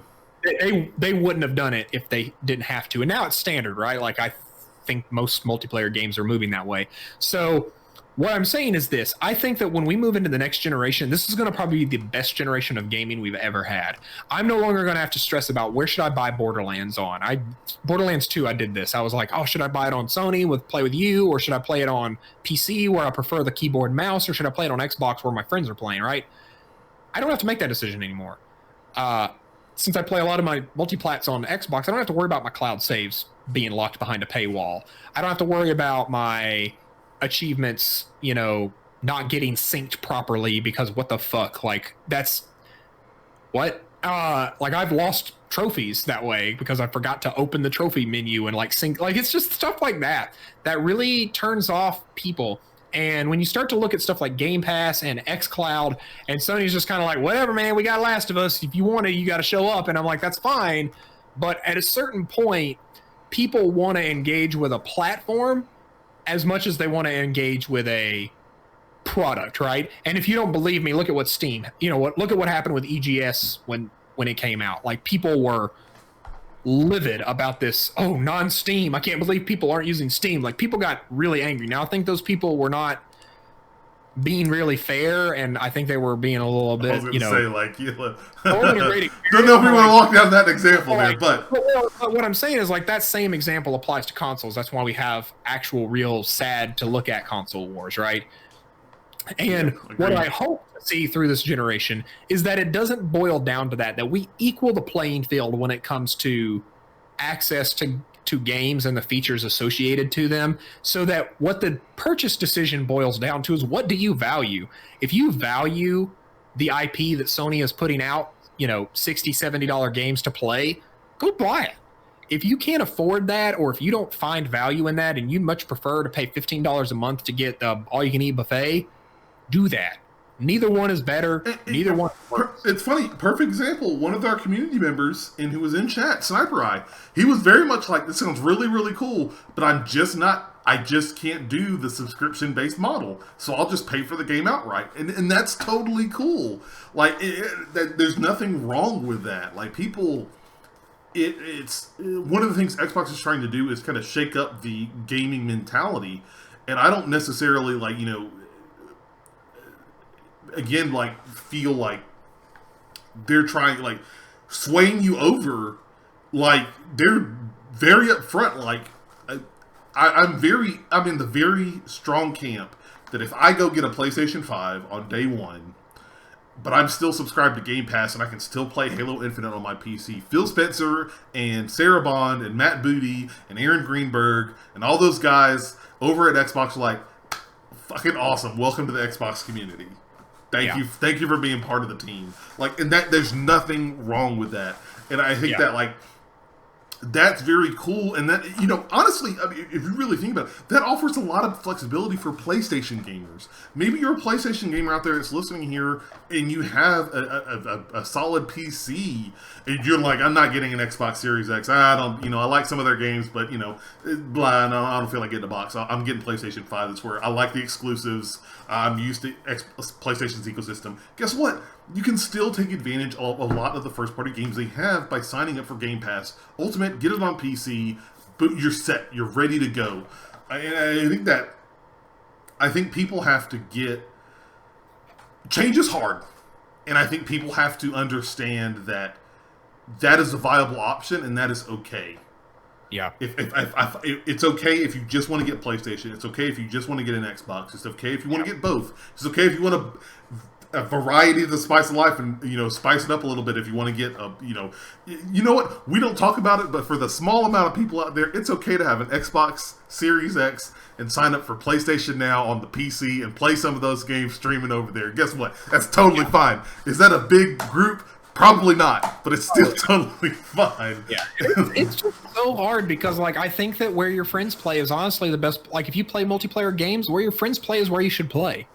If you play single-player offline games, play the platform that gives you the most value. If you find, I always use Skyrim as the example, right? Like, if you were a PlayStation 3 owner and you played Skyrim, I'm sorry, like, you got a subpar version of that game, right? Like, people on PC and Xbox got really great versions of that game that didn't have backwards dragons and didn't have delayed DLC and that kind of stuff, right? Like, I hate when I see stuff like that happen because you're basically getting burned because of a choice you made about where to play your games. And the past has always been that. It's like constant disappointment. Oh, you don't want to... Sorry, your friends played Borderlands on PlayStation, so you have an Xbox, so too bad. Like, have fun queuing up in randoms, right, and never getting any loot. Or... it's been that forever. And now we finally got out of that muck. We are finally in a world where when Elden Ring comes out, I'm going to have a full ass multiplayer shenanigans filled world. I'm going to be able to multiplayer anytime because it's coming from all these platforms, right? And that is really exciting to me. The thing that is always, competition is always going to breed improvement for the consumer, right? And like I all those gripes I made about PlayStation Network earlier, I hope they fix them because I hope they feel pressured to fix them because Microsoft has those features, right? Just like people want Microsoft to release first-party games that are up to snuff with Sony's first-party games. Just like people want, and you're going to hear this conversation come up. People are going to start seeing that games run better on Series X, and people are going to want the games to run as good on PlayStation 5. Like, it's going to happen. That's just, it happened this gen. People were, always saying, like, what's funny? I'm very curious about that too, because at least from what I've heard right now, both consoles are saying 4K 60. Now, an interesting thing we talked about, Ori and the Will of the Wisps, in the 120 mode at 4K, like, can PlayStation do that in some specific instances? I think we both know that for the most part, both consoles are going to reach that 4K 60. I think especially as we get further in the generation, as we always do, we're definitely going to see where the hardware choices they chose for these boxes are going to separate. Yeah. I can tell you kind of what I expect from a analysis standpoint. So, and I'm going to use this funnel here to talk about like the number of people that care or affect the decision, right? So, Assassin's Creed Valhalla, I'll use that one as the example. Going to come out on Xbox Series X and PS5. All right, Digital Foundry's going to do a video. Here's the frame rate comparison, right? With the chart, the little chart at the top of the screen that shows how consistent it is. And they're going to report on it. Very small number of people give a shit, right?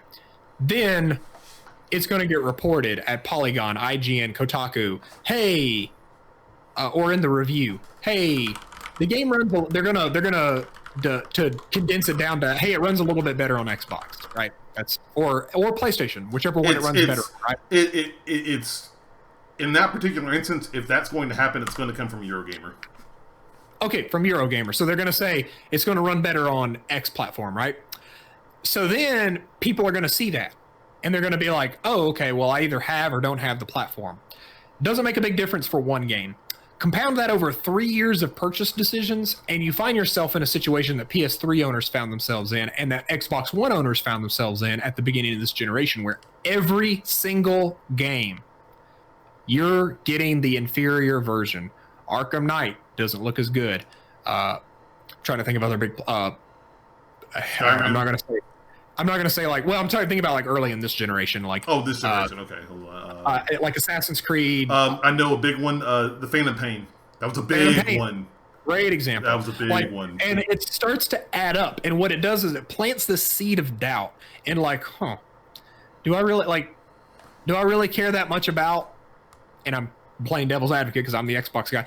Was The Last of Us really that good? Like that I'm willing to put up with like subpar versions of this and next gen, right? Like, it is. It starts to plant the seed of doubt, just like it did with the Xbox One, right? Or sorry, the Xbox One. Like lots of people converted to PlayStation 4 because of the initial bungle, but then also as their friends converted over, as they got lower quality versions of the games, and that's honestly how 360 rose to power, right? They eroded PlayStation 2's huge lead by capitalizing on a failure and then delivering better results. I think this generation is going to be a little bit more neck and neck when it comes to engagement. Now, when it comes to consoles sold, I think Sony's going to sell a ton more. I think Sony's going to, I think Sony's going to take it away. And that, you know what? That's with the information we have now. I think that a lot of stuff could change if or whenever this Lockhart version comes out, because I'm sure that from a console standpoint, you would want to lump those together as like Xbox consoles. Yeah. And so that could be the play, the difference in play in there as well. But I think that I think at least at the start of this generation, both consoles are going to be hitting 4K 60. I think the first couple of games that don't, number one, have to be explained why. Case in point, looks at Assassin's Creed Valhalla. 30 frames? Come on. I'm not going to get into that. This is neither the time nor the place for that. But I think that as we get further and further into the life cycle, when these developers are comfortable developing on these systems and have the time to utilize the full power, I'm really, really interested to see what that extra bit of power, those extra teraflops, as the kids like to say, that Xbox has, how that's going to take advantage of that. And it really, like, because really it's, for easy listening, for people to think about, my opinion, like, Xbox has the additional teraflops of power for graphics. PlayStation has their super faster SSD. Which one's going to come out? Well, like when we get further in the generation, like which one is going to show that was the better decision? Which one is going to be like, maybe we didn't go the right route? And I think the same can be said for the business model, right? Is the buy a box, put the disc in still going to be the prevalent business model in 7 years, or is it going to be true? Very true. Subscribe to this thing, like as well. We talk about this all the time, like when when GameStop inevitably folds in on itself, right? It's going to happen. Does that mean, like, what happens to the physical games market? Because at that point, you either got to have a mom and pop shop, or you got to go. And I can tell you this: mark my words, when they do fold, you thought the trade-in value that they offered was bad. Boy, wait till they fold, because they built their empire on having the best value in trade-in, right? So Amazon, Best Buy, Walmart, all the other people that offer trade-ins will reduce their rates significantly because they don't need There's it. no competition. So, yeah. When your new game is no longer worth $25, but it's only worth, like, the minute you open the package, it's only worth $10. I don't think you're that's another bridge that connects you to physical games that's now been removed, right? Like, the value is no longer, like, you're not retaining the value like you once were. Honestly, I think if I'm not going to go off on a tangent here, but if or whenever GameStop implodes, and I think the used game market is going to more or less die. I really don't think the majority of the market, or even a large portion of the market, care about trading in used games at Best Buy or Walmart. I think if GameStop goes away, there's going to be an even bigger shift to digital. There will be a bigger shift to digital. I think we'll also get like a weird renaissance of like mom and pop shops coming back. Like, I think in bigger cities, especially, you'll start to see like some cool shops pop up. Kind of like what happened with comic books, right? Like, yeah, you can go to Barnes & Noble and buy comic books, but everybody goes to the comic shop, right? And the comic shop is its own experience. So like that's an interesting maybe side effect, but I didn't mean to get off on this weird tangent, but what's the show's about?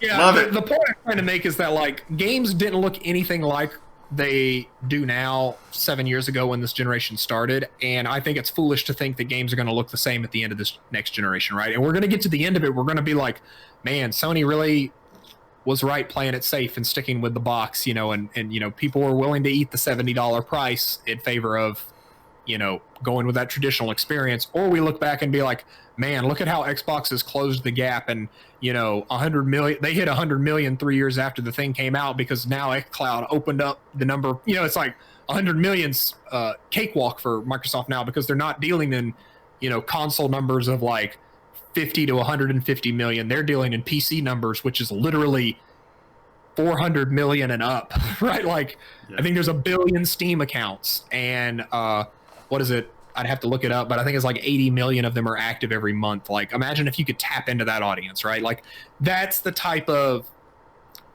like discussion that we're going to be having in 4, 5, 6 years, and really looking back and being like, was this smart or not, right? And I think that both companies are going to win in their own right. It's just going to be a matter of what lens you're looking at that through. Yeah, my pulse check is always when a third-party multi-platform game comes out on multiple things, which one is it broke as fuck on? And that's generally the one that's losing, right? And that's true, because once console makers, when they see one that's taking a lead over the other one, they tend to try and develop more, because there are more people out there. So you got backwards dragons on PS3, you got broke-ass like Batman versions of games, and like just you've seen it time and time again. And so that's my weird like pulse check to see how things are going. It's a good pulse check. So anyways, thank you for letting me rant. I think I ranted for like 20 minutes there. Believe me, I ranted like for 10 minutes at the start. So I somewhat balances it out, because that's bringing some rants in the middle. It's how it be. Yeah, I mean, I'm super excited. I think this was, I'll say it again, one of Microsoft's best events. Is it the best possible knockout of, announcement of dreams? No, it was not. I think that there's another event waiting later this year that might. I still remember Phil's quote that they are going to be bold this year. They're going to do bold things. And I don't think they did anything really bold in this event. So I'm still waiting to see what is that bold move. Like, to me, Xbox Live Gold going free. Lockhart coming out day one, 1080p, 60 frames per second, baseline for $299. That's bold to me. Bold is Series X launching at $399. That's bold to me, that's right? Bold. That is, and honestly, we haven't talked about price because at the end of the day, every major console upset has boiled down strictly to price. And I think that is, at this point, Sony is riding high, but they could get their kneecaps blown out from under them if they do not price their number right. And that's why I'll say it again. Phil, don't you dare say the price until Sony does. You play chicken up to the day that thing comes out. You play chicken. Do not budge, because the person who drops the price first is going to be at a severe disadvantage. And Sony, if you launch that all-digital version for more than $399, you are getting ready for some pain. Okay, so let's wrap up the show on the positive note. Quick. Yeah, please. I'm sorry. I didn't mean to. No. It was not that it was bad. Not that it was bad, but a very fun one. Quick fire. Favorite 3 games from the Xbox showcase that you saw and you were like, I gotta play it. Go. It can't be Halo. Because we're both gonna say Halo. State of Decay 3. Okay. Fable. Okay. Psychonauts 2. Okay. Cool. Close third, Warhammer 40k Dark Tide. Sorry, close fourth. Okay. Technically close. State of Decay 3, the Gunk, the Medium. Very nice. Very, Jaded Chat says Hellblade, State of Decay 3, and Fable. There you go. Very nice setup of stuff. That's it. We're done. That is it, guys. Thank you so much. Games. We talked a lot about Xbox, and I loved it. Thank you guys so much for joining us for this special episode 5 of Console Wars here. We appreciate you guys tuning in. Remember, if you want to if you want to get this via audio early, make sure you head over to patreon.com/rocketpunch to find out how you can get it a little bit earlier than everybody else when it goes live on podcast feeds. Other than that, guys, remember, Rocket Punch Go is your one-stop shop for all the content that we do. Seth was very kind enough to clean up the website for us, so it is a lot easier to navigate, and will point you right in the direction of all of our content, so don't miss out on that. Other than that, if you're watching live via twitch.tv/RocketPunchLive, hit that heart if you liked our conversations, or if you want to check out more of the streams that we do weekly. We do game streams throughout the week. We also stream our podcast, The Rocket Punch Show, every Sunday night, so you can join in on more generalized gaming topics with myself and Seth, my co-host. But guys, thank you so much. Love this show. Was really excited about the showcase. I might actually watch the showcase one more time before I go to bed tonight. If you have not watched it in 4K, it's beautiful. Beautiful. But thank you guys so much for joining us here. Until next month, good night and good game.